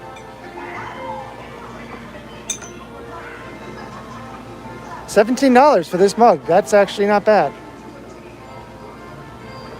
And if you can see, there's some water inside. That's really nice. Although these mugs are pretty cool too.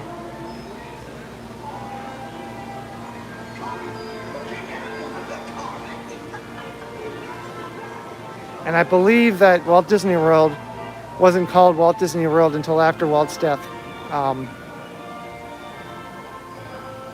And every other Disney park in the world is Disneyland, followed by where it is. And of course, Disney World has just stupid amounts of land, and it's just, every time I go there, I'm like, this place is just crazy. And no other park, including Disney parks, of course, have anything close to that. Certainly have no land in Anaheim.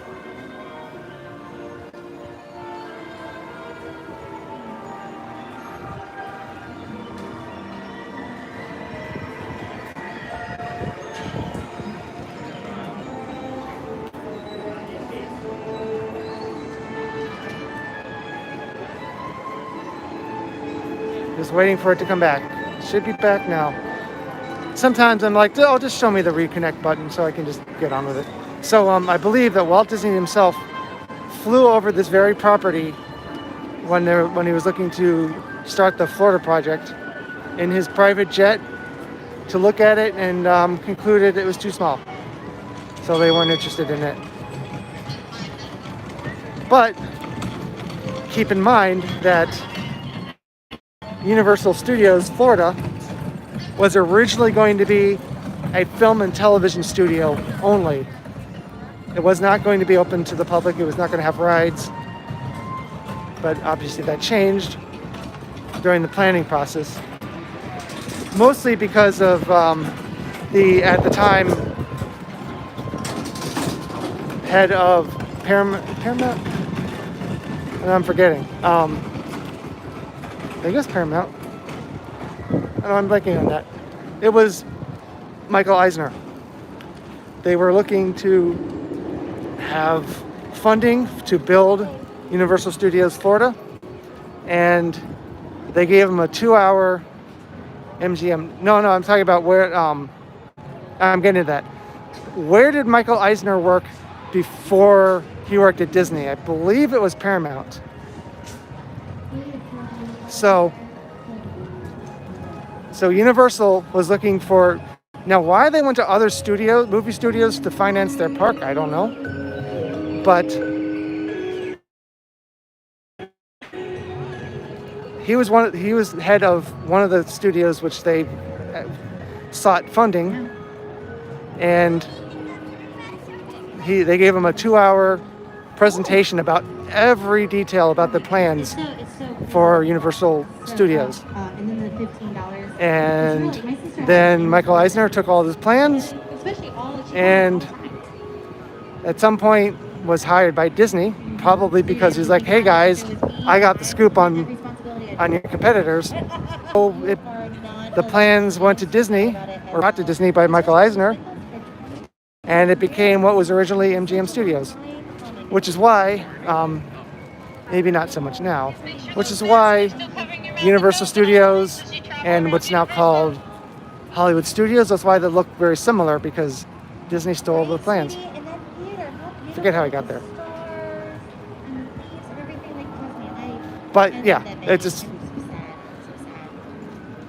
just funny because Walt Disney himself was looking at this property. And I'm sure if it was just strictly a television and movie studio, it would be plenty of space, is probably what they're thinking. But by the time they decided to make a theme park, and they already had the land, they already started building. The biggest tragedy is when they had this 1,800 acres where Epic Universe is being built. It's over 700 right now, but not 1,800.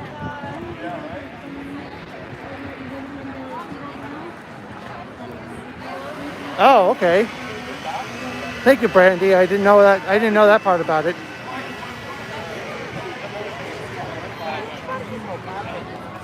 I have a feeling that, when he went to, oh wow, when Michael went to Disney, and look at that glitching out, and told him about the plans that that he has. Now, what I don't know is if they gave him papers, like notes and things, or if it was all from memory, because I have to assume that they gave him a whole packet of information, because I hope it's not windy, getting too windy here. Block the microphone. So I find it hard to believe that any one person can remember all of those details, but maybe.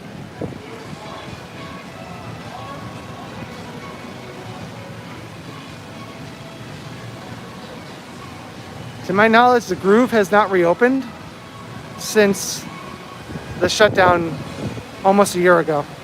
In fact, 5 or 6 days from now, it's going to be 1 year since the shutdown. Although the Groove is closed most of the time anyway. Yeah, it says closed. It's only open for like 5 hours of the day.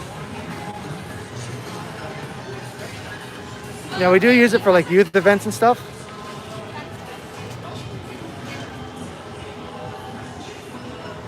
Oh yeah, I forgot about that too. I forgot. Thank you, Brandy. Yes, there's going to be an addition to Epcot, but then they decided to make it a full park. But the plans, as far as how it looks and everything, is specifically from that meeting with Universal.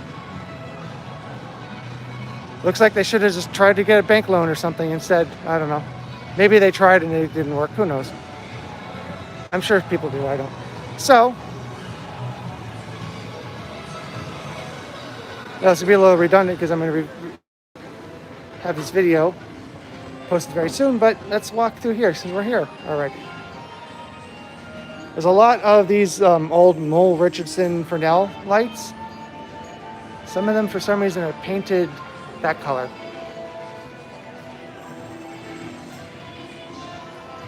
But there's a lot of stuff that's very 90s, obviously because Universal Studios Florida opened in 1990, before it became Universal Orlando.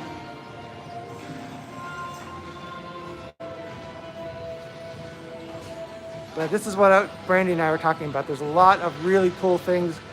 I'm not going to be able to really show them very well on the phone, probably. But there's a Psycho House. Obviously, Alfred Hitchcock. Kong, the original Kong and property. That's Fievel's Playhouse. Alfred. Yeah. What did I not say Alfred? It's Hitchcock, whatever. There's one of the Mechanical Bruce, one of the sharks from the Jaws ride. I don't know if that's, I assume that would be the original version of the Jaws ride, the one that got replaced later because of all the problems.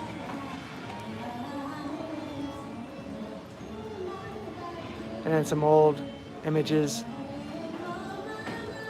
This is off in the distance. Where's my finger? Oh my gosh. You can see what became the Back to the Future ride and the lagoon without water, which looks really weird.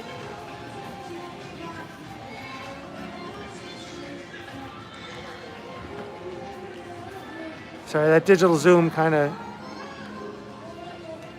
makes the stabilization not work as well. Here's a lot of props and references to the Wild West stunt show. In the video, I got it wrong the first time. I said it right the second time. I believe this is early rehearsals. Sorry, I'm moving the camera away. Though that was early rehearsals of the Wild West stunt show, potentially before the theater was built. I think that's why they're using scaffolding. But speculation, I don't really know. That, of course, is the DeLorean in its original position, often referred to incorrectly as the Back to the Future car. Up here is one of the models in here. I can't figure out what that's of.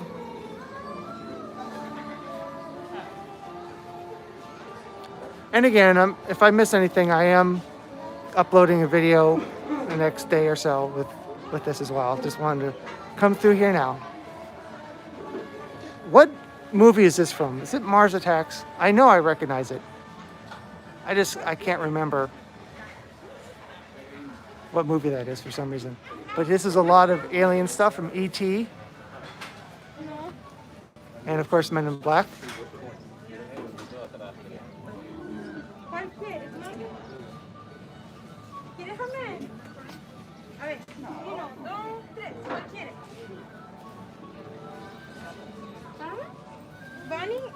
Oops. Sorry about that. I'm one of those inverted control gamers, and I can't invert these controls.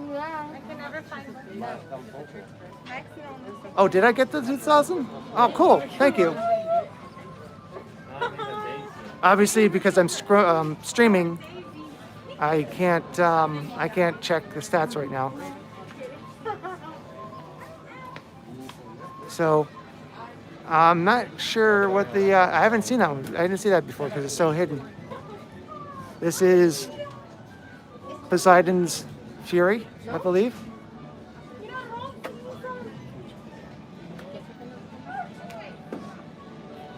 Cool. Well, thank you, everybody. Well, once I'm done here, I'll publish that video, but obviously right now, kind of busy. But check out the, I meant to say this in the video. I said it once when there was people in this spot where I'm standing who were yelling to each other, and I'm like, yeah, could you not yell into the camera? And then I forgot to say it the second time. I do that a lot. This was the preview center where you see in this picture behind them. This is the preview center for Islands of Adventure. I don't know if they're going to do that for Epic Universe, but I really hope they do because it would be really cool. In fact, what would be really awesome is if they used what was the Blue Man Group. I just thought of this. What was the Blue Man Group soundstage and build a whole area, not the whole building, but a large area with different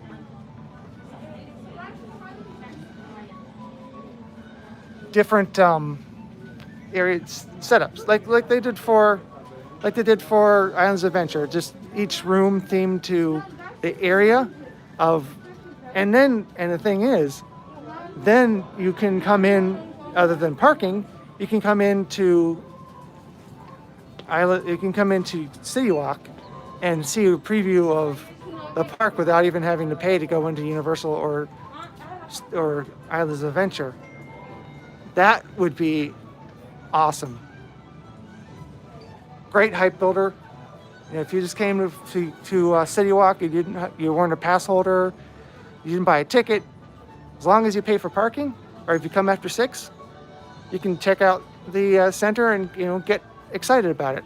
That would be amazing, and a little bit early to be building something like that right now. They don't have anything in there right now other than what's left of the theater. So hopefully. And then this is all, I would assume, animal actors. Animals, jeez. And of course this is Mummy. In fact, it looks like there's props from that ride.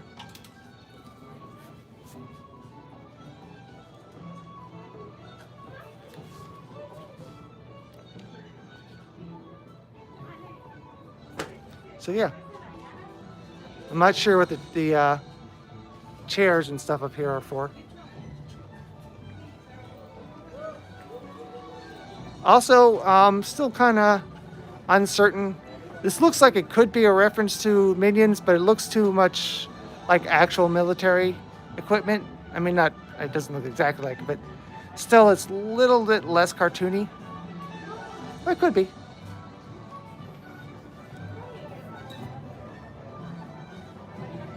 But we'll have to see if they actually do a preview center.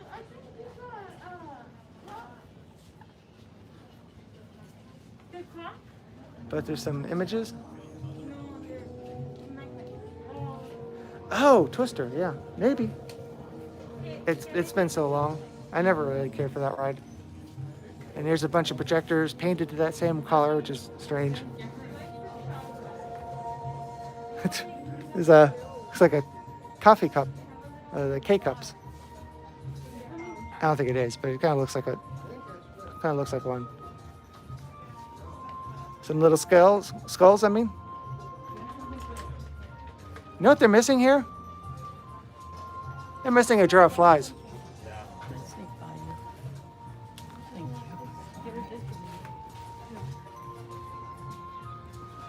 Right, Brandy? I think a jar of flies would be fitting.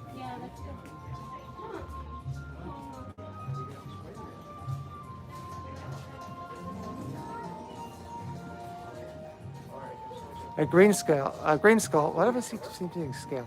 A green skull looks like it came from a large version of the wax mold, the Moldorama, but like a big version of it.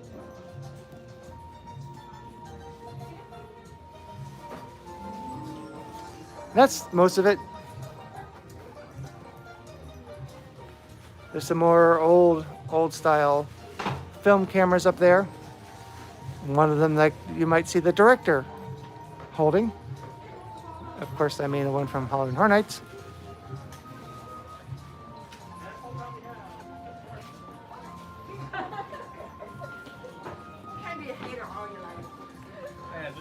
Just today.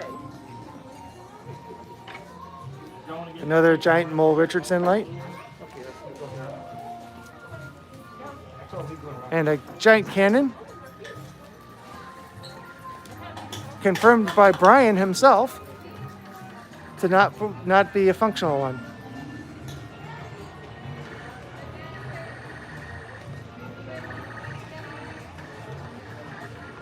Oh yeah, I forgot to mention that. I did mention that in the video. All right, well, define Orlando. If you mean actual Orlando, my favorite is, well, timing again, Universal Studios, followed shortly by Islands of Adventure and Volcano Bay. I am not a giant fan of SeaWorld, although I do like the Sesame Street area. But if you're also considering Disney World, which is not in Orlando, and if you're considering Legoland, which is very much painfully so not in Orlando. I don't know. I do like Epcot and Magic. I don't care for Animal Kingdom. I just, yeah. In Hollywood, I haven't been to Hollywood in a while. That's pretty cool too. But I'm not a Star Wars fan, so a lot of that area is like, eh. And of course, I love Legoland. I just wish it wasn't so far. But I figured, hey, since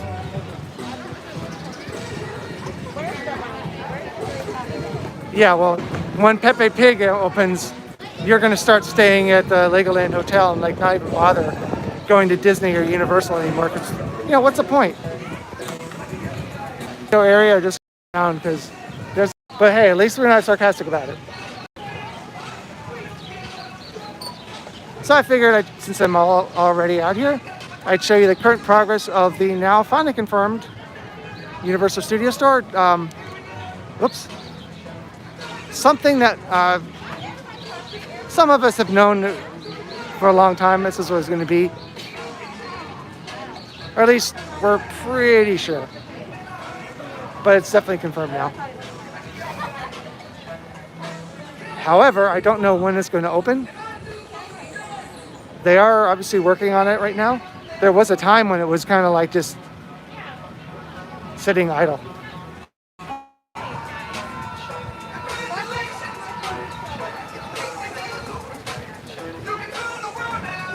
Here's that song. This is going to be another content ID. The video shows Minions.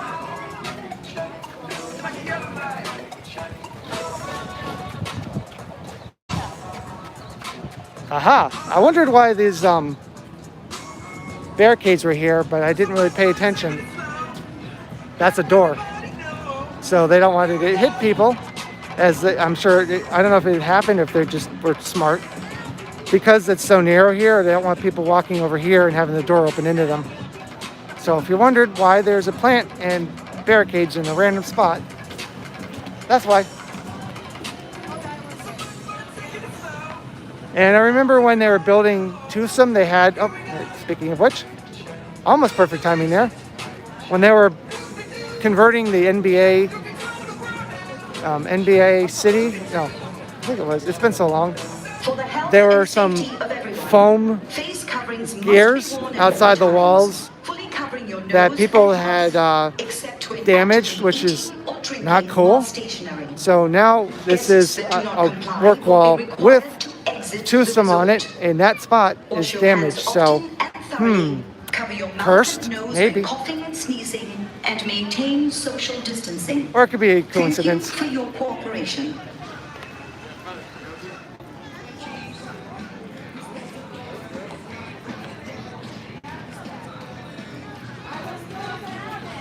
One thing that is gone, that took them months, they still had the banner that said, the party don't stop till 2 a.m. And it's like, why is that still up here? Now, I expect Citywalk to stay open to 2 a.m. again in the future. When? Who knows?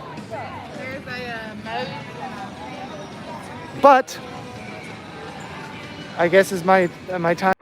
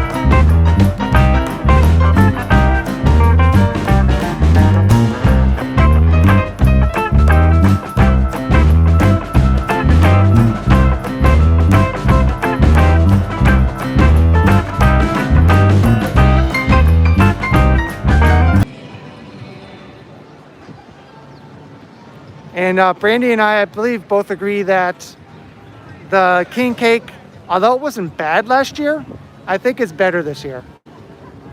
Especially the cookie. The cookie was, I didn't know if I would like it.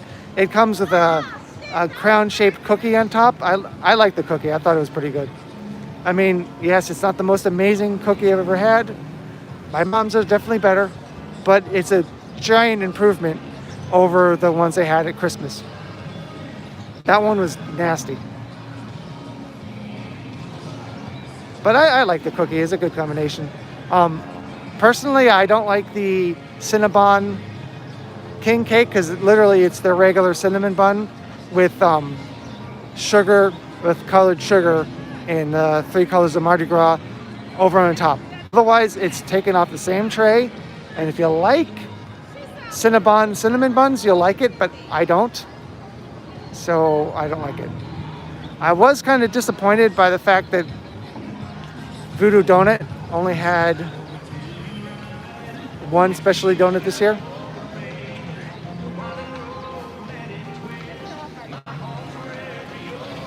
I've actually tried a lot more food this year than I have in the past for Mardi Gras. I know it's more food focused, but there's always a lot of food at Mardi Gras.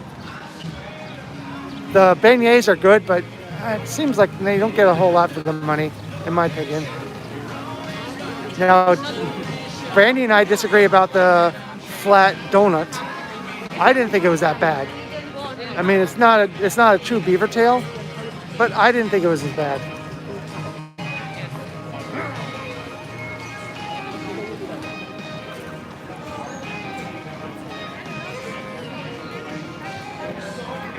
You know, I still haven't had the Belgian waffle. Maybe I'll go in and get that right now. Not while I'm streaming, but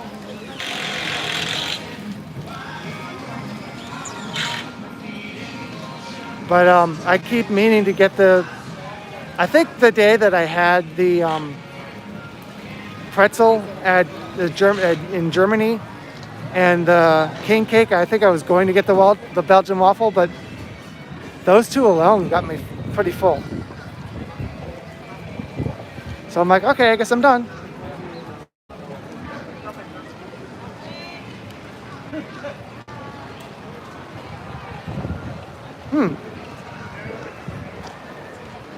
It's also strangely quiet right here too. Maybe it means I don't have to yell. But I'm going to out of habit because I can't seem to break that habit. Because when it's really loud in the environment that I am in, I think, well, I gotta talk loud because otherwise the camera won't pick me up. But then I listen to it again, like, oh, actually my voice is being picked up just fine. I didn't have to yell. It's just habit.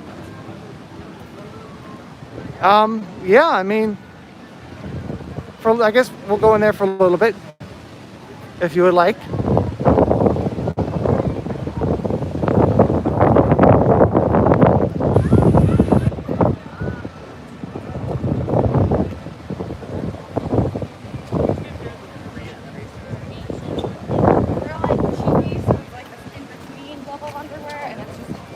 Uh-oh. Oh, thanks, Edward. Sorry, I just read it for a little bit. I kind of stream for as long as, and I'm sorry about the wind, as long as I feel like there's a reason to keep going. And a lot of times I get to about an hour and I'm like, yeah, well, kind of saw everything already, so. And engagement kind of drops. I mean, sure, it was higher earlier as far as consecutive viewers, but like this stream, so.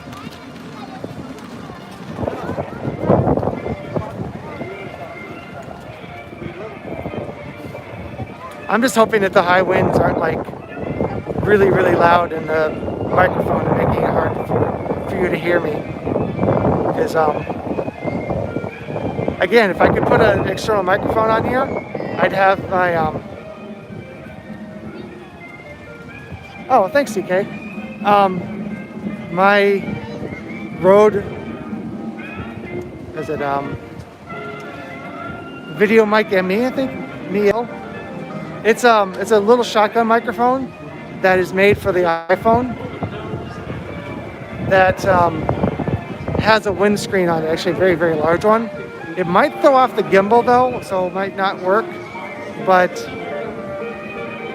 from what I understand, even though it's made for the iPhone, it doesn't work with this app.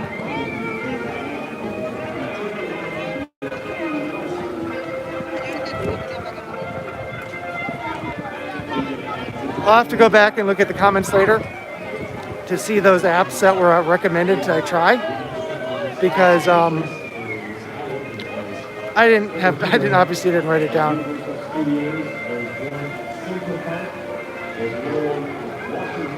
So hey, might as well. Let's go into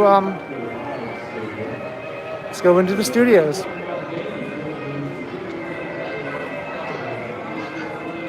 I guess I could have gone in the side entrance, but you know, I'm already here, so.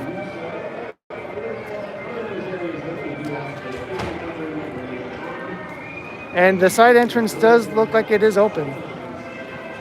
I'll confirm when I'm coming in here. I believe we don't have crossover today. That's the way you can get between Seuss and the front of Universal. It's only on really busy days.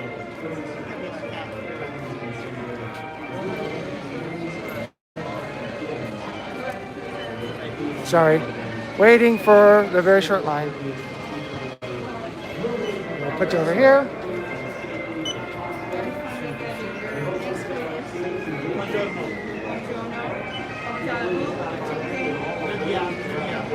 That's all I know. Yeah, it should be. I have a very hard to read thumb.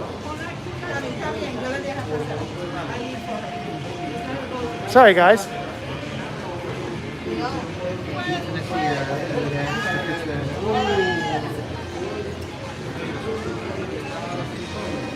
Try one more time.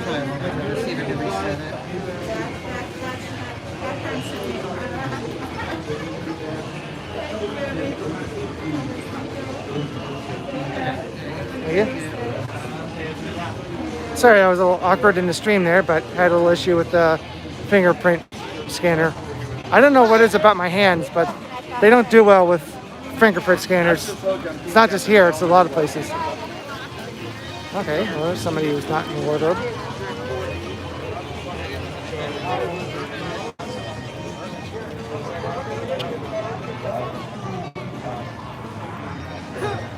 So I assume that our German friend, actually there's two people in the chat from Germany, I believe. I wonder if they're still in the chat. Because I've been going, since the chat's been going well and the stream's going well, obviously we made it into studios. So let's go visit the king.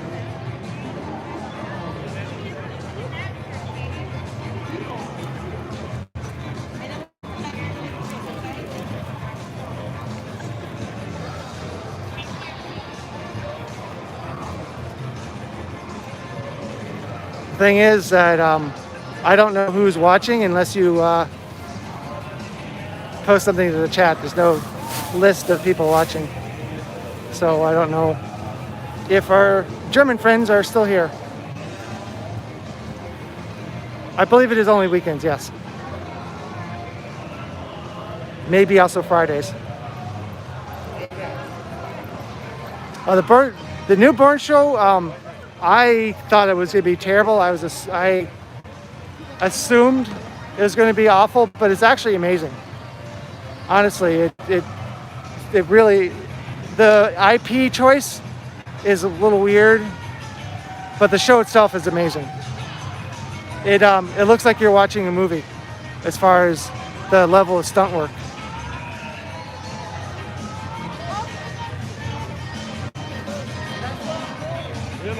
And generally the reviews have been really, really good. It's I thought it'd be another Fast and Furious. It definitely is not. Not even close. Saw Meyer Gator looking good. Yeah, it was very shocking. I was I was calling it the Born Craptacular, just before it opened, just assuming it was gonna be terrible. But no. And behind me is the store. Now, I assumed that they were going to call this store the Born Store-tacular, but they call it the Five and Dime based on the fact that it's always had that Five and Dime up there.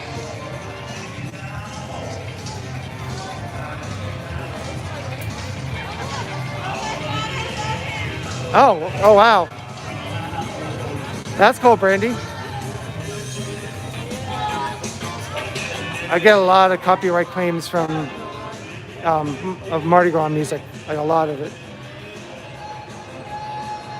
Yeah, I wasn't expecting it at all. I remember being here a few months, sometime last year, I think it must have been last year, when this is all walled off and you can hear the gunfire from the Born Stuntacular. And they tried to like hide it, but it was too loud. So Brandy, I'd like to see that bar sign, how it looks at your bar. Maybe one of these days I'll finally get up there to Dollywood.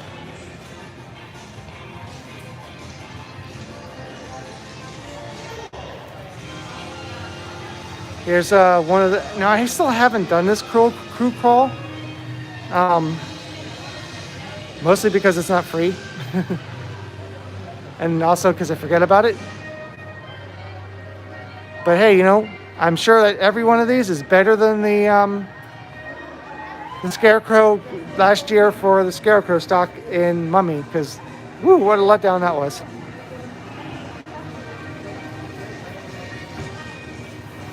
Yeah, prop shop's not open.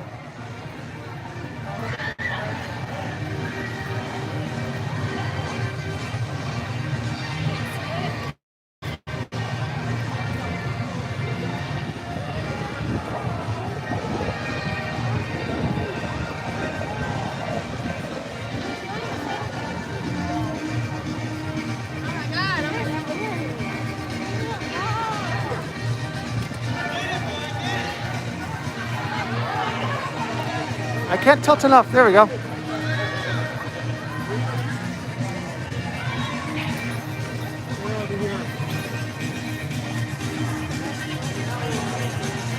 I love how easy it is to make like really nice. Oh, there we go again.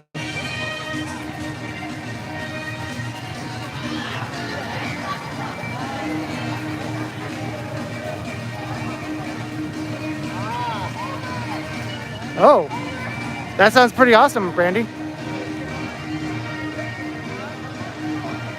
And I know the last time I was there were still scarecrows from last year's Scarecrow stock, but I did see that some of them were purchased because I just happened to be there.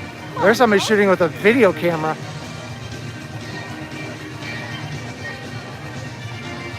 All 480p and stuff. I don't know. It's probably 1080p, but I did happen to be walking past what they call a Celebrity Circle when it was being loaded into a truck. That was shortly after it went on sale too.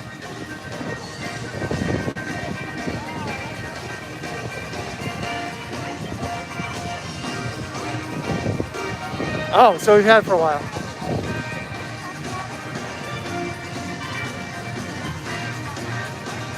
Look, we're missing the Transformer ride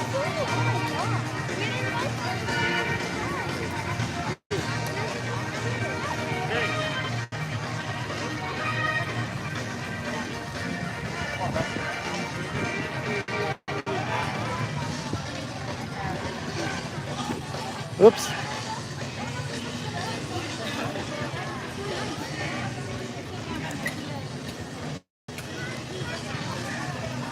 Crepes.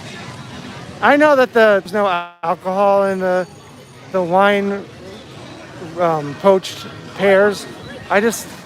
That alone is enough to make me not get the crepe because I really don't like alcohol that much.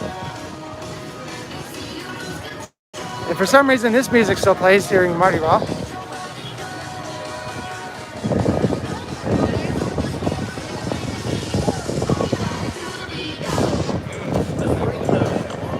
Now, I said in the 2,000 subscriber video that apparently I may be posting as soon as it's done, or making public.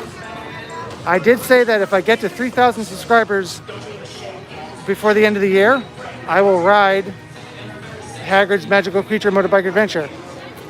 And if I get to 4,000 subscribers, I will go on Velocicoaster. Disclaimer: stunt double may be used.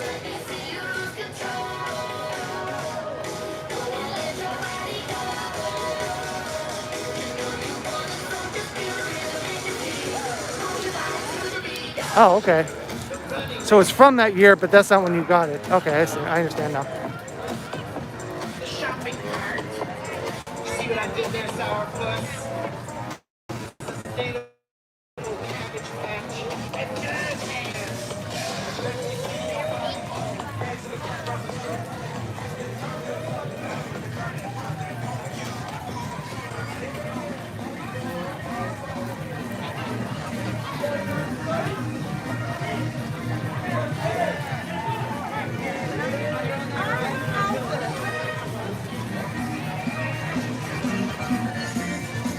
Yeah, I expect a lot of content ID claims in the Mardi Gras music.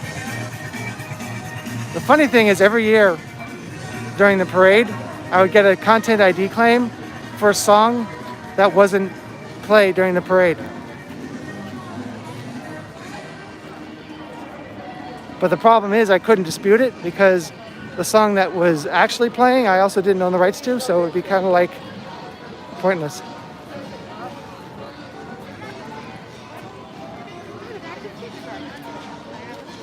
I do like these tacos, so I haven't had them in a long time. They are expensive now. They are $10.99. They used to be about $8.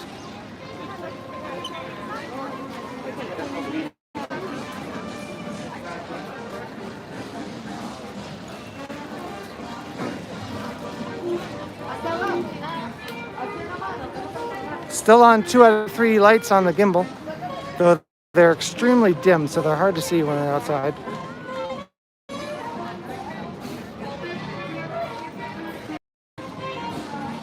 Somebody's drinking coffee. And there you go.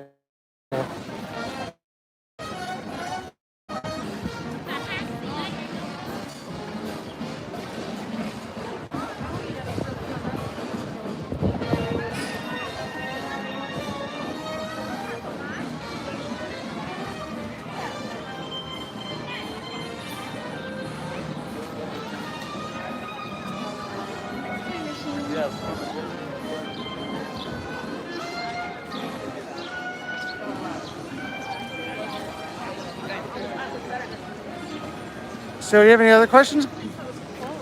I know we don't have the 11 people that were here at one point, but I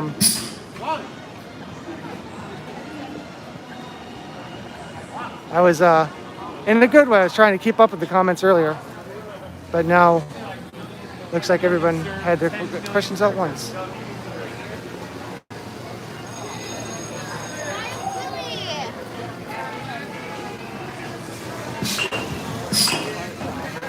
Oh, the UV index is up to 7. It's a good thing I put on some sunscreen. That was 3 of them.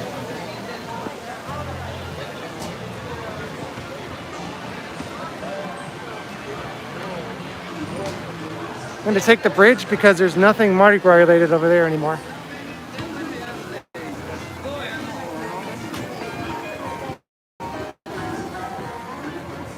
Oh, I got to show you guys the Beetlejuice chair.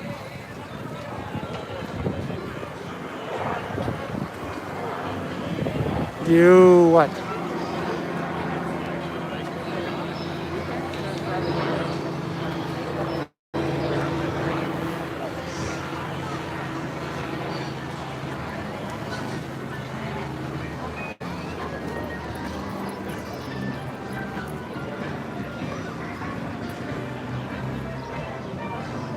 Remind me when we get to Monsters Cafe if I don't remember.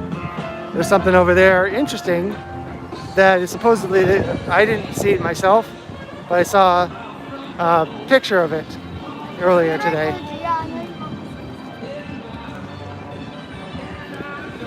Here's where they moved the Bahamas tent to. I don't know why.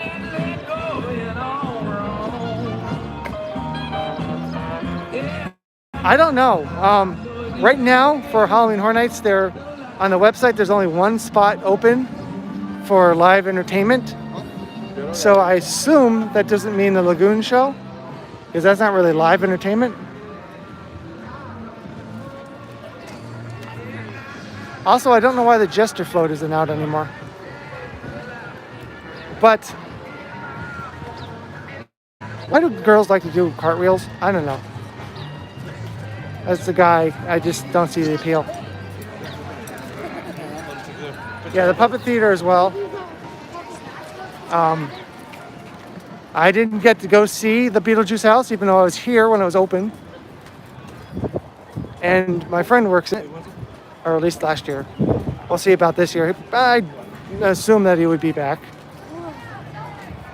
But I'm not sure what they mean by live entertainment. Obviously, I want to see Bill and Ted return, but unlikely. I don't know what the deals were about who was trying to get the rights to the final Bill and Ted movie, but man, do I wish it was Universal, that Universal Pictures that distributed that, or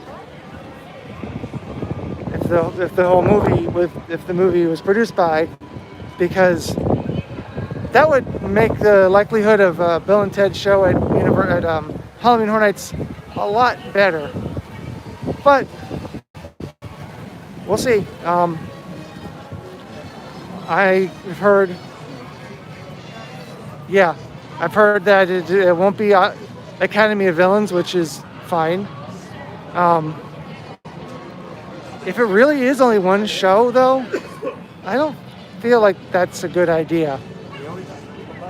My ideal situation would be Bill and Ted back in their theater, and then a street show where Academy of Villains was originally. See, that's not a smoking area.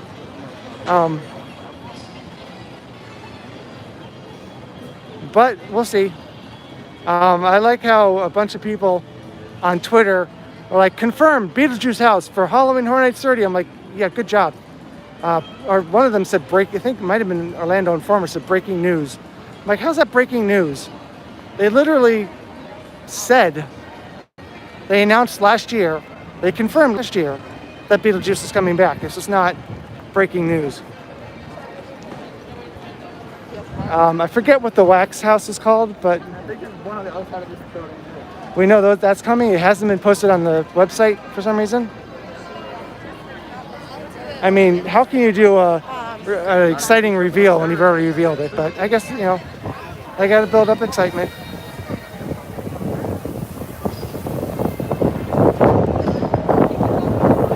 So, if our two German viewers are here, still,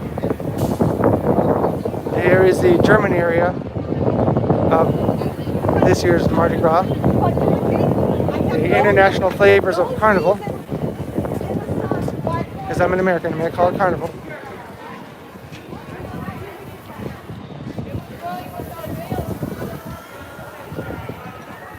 No less here. Are you going to turn around gradually and move on?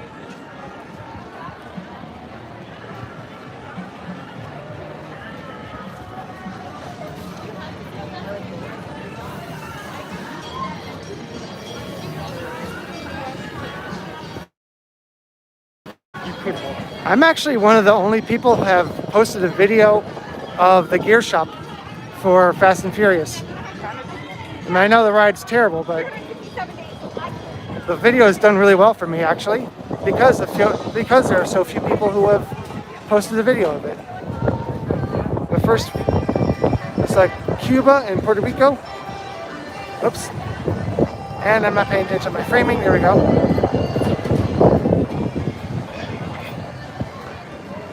Oh, I'm definitely going to get a content ID claim for this song is playing because I know I have gotten one before.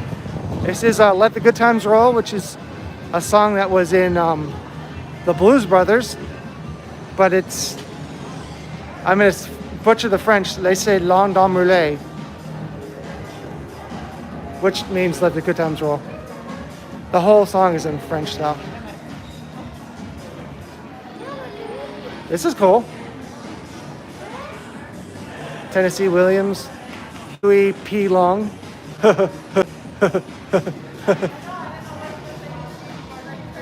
What 5-year-old wrote Huey P. Long? Come on.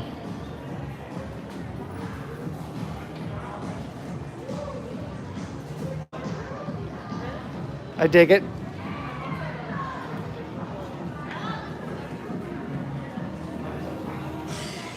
Best thing to appear in the shop. Now, of course, I probably traded one copyright ID claim for another coming in here, but still looking for the brandy wrench.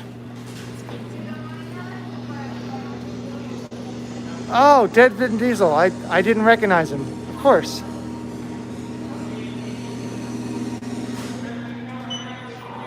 I'm still upset that they didn't leave wax Vin Diesel in here and put a face covering on him. That would have been awesome. But no, they took him out. What's this, a Kia? A smart car for two? I think that's what it is. It's a smart car for two.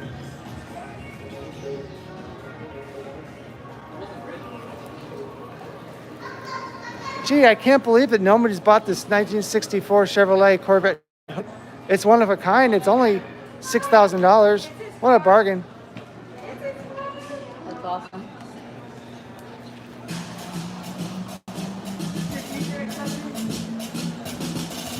Turn up? Oh, for what?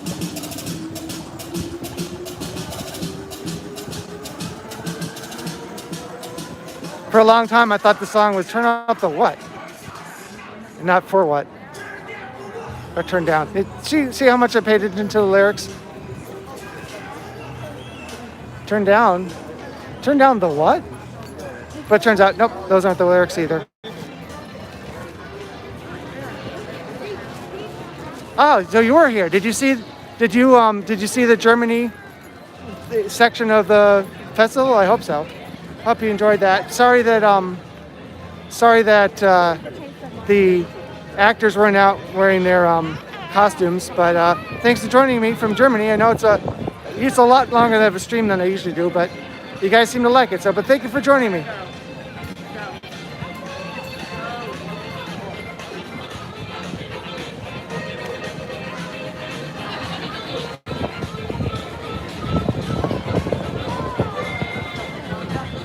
Oh. Good question, Brandy. Last time I looked, no. So it turns out I don't have the information here that there is a movie that was shot here at Universal. I didn't know about it. It's on the IMDb. That is about sharks and shark attacks. So my theory is Bruce is missing because he had to be in some shots for that movie. So yeah, Bruce is still gone. Okay, that's not the real reason, but there legitimately is a movie coming out at some point about the ocean and sharks. It's apparently it was shot here. I had no idea. Didn't see any production going on with it.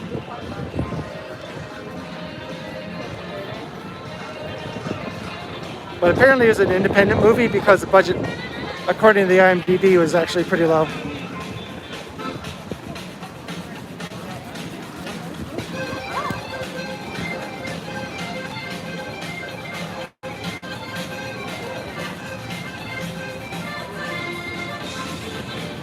I still wish that they had kept this as the Graveyard Snacks instead of changing it to San Francisco Snacks.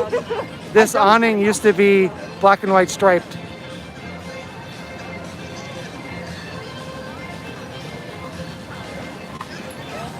Okay, well, it's a time for the wait time sign to show something else because I'm coming up to it. Oh. All right, well, here's some current wait times. Usually it immediately goes to the Ask Universal screen. I know there's glare. I'm not sure how to fix it. Why Shrek 4D is 50 minutes, I don't know.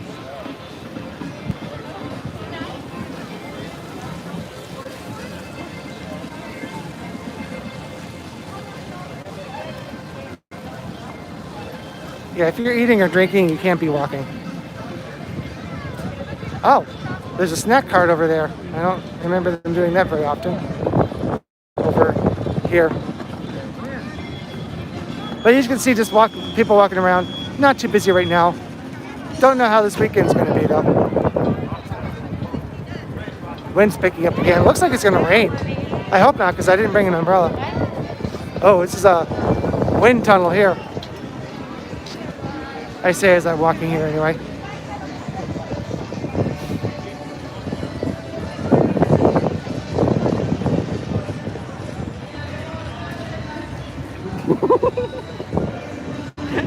I don't know who that could be. I just caught you out of the blue. It's hilarious. Yeah. What are you doing here? Walking around with my camera to see if I can walk around long enough to run into you.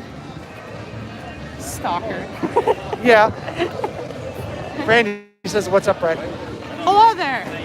I love how I just randomly pop out of everywhere. Just like, bam, I'm here. All right. Well, I'm heading out actually. So No, you have to be on the stream now. Okay, actually, I'm just about done. I am leaving for the day. I'm gonna go show them Beetlejuice, or the chair anyway. It's not there. Oh, it's not there anymore? Nope. Was it only for one day? I have no idea what that was. Huh? But I'm kind of thinking it was maybe for a promo Maybe. because It seems like there, and then it was not there. Seems like an odd time to put that out. So, yeah, but it's cool though. Yeah. It's like, oh shit, it's something cool.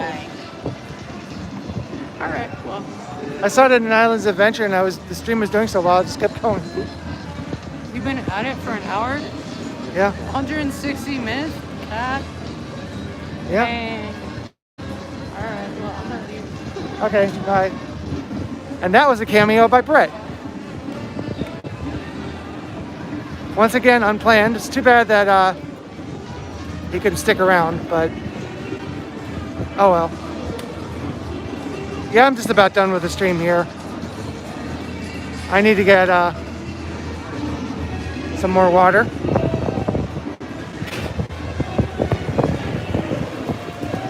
Can I get a cup of just water?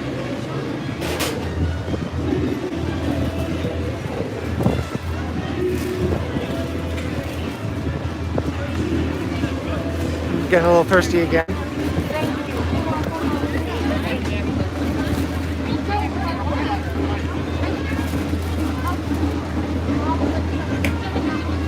Thank you. Okay, this time I actually listened. I said, just water, and I just got water. Oh!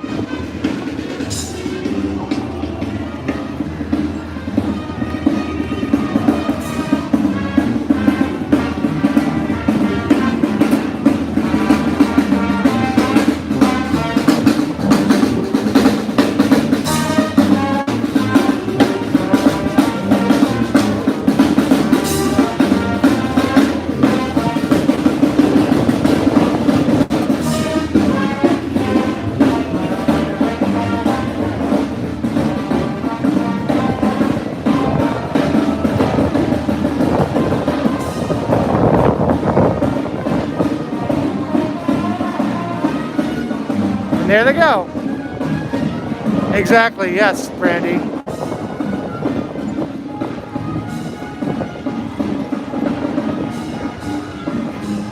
They play that one song well, but that's about it.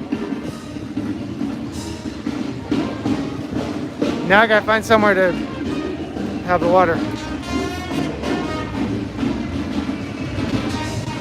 as I walk into a very crowded area. Oh.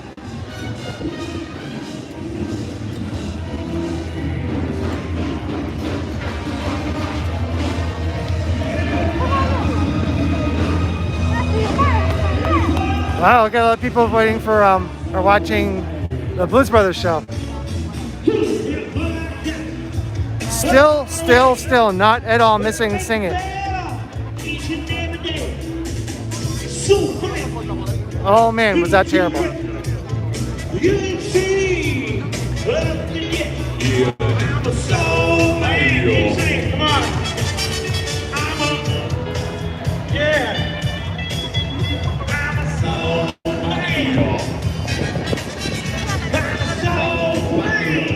So I'm gonna go past the tribute store over to the Newark Public Library and hope that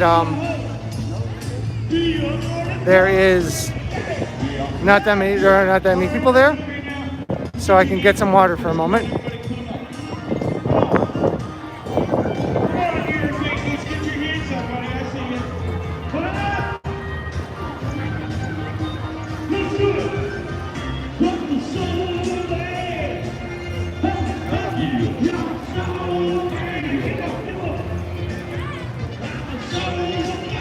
So sorry it's not gonna be exciting over here very much, but I gotta get my water. So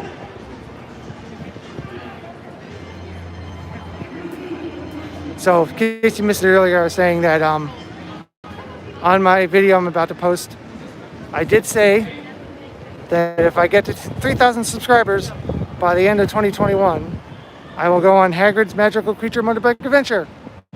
And if I get 4,000 subscribers by the end of the year, I will go on Velocicoaster when it's open. Stunt double bay used.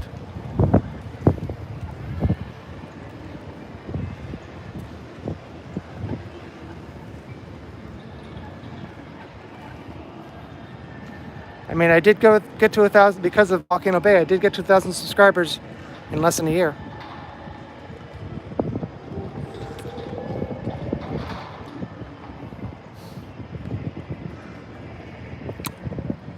That's why I said the disclaimer: stunt double may be used.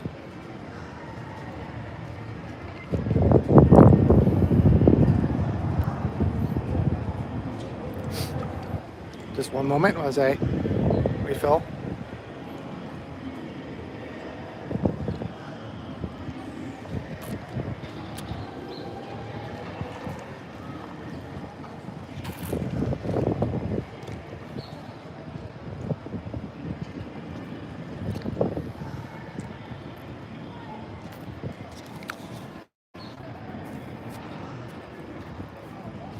All right.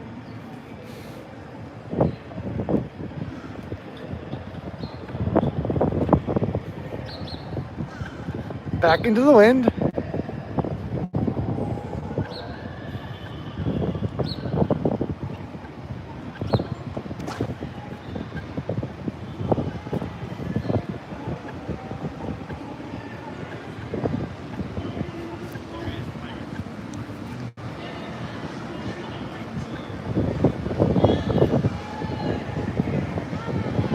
And we're actually finishing our tour of the, I just realized, I think that these floats are actually laid out in order of appearance in the parade.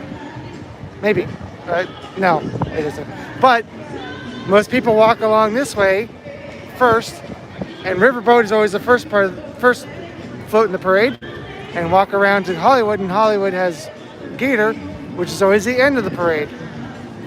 Not 100% certain about the rest of the floats, although I don't think they have their reoccurring floats this year out. I think these are the ones that were new for last year. To some extent, anyway.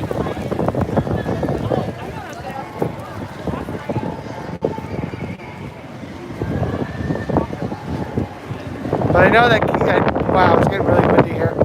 I know that Jester float isn't out anymore.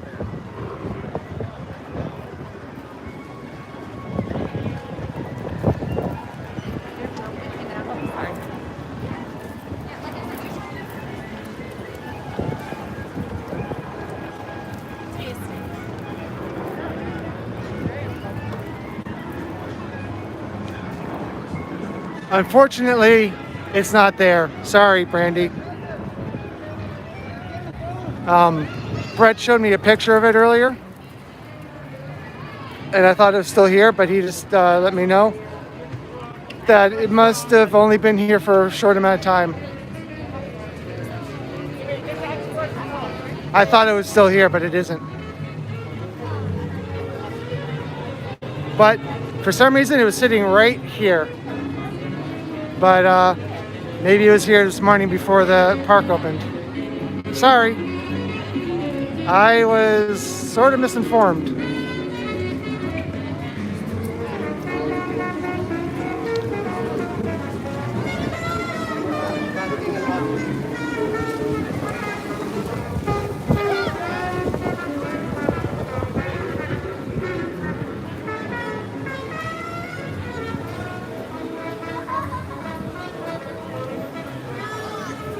I'm still surprised that they have those giant speaker arrays and all they're doing is playing music.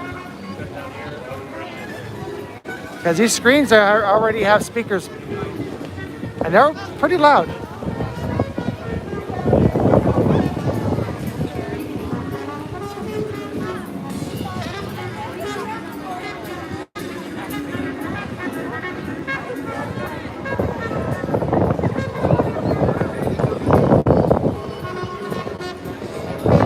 See if there's anybody on the, oh, there's some entertainment in front of Riverboat.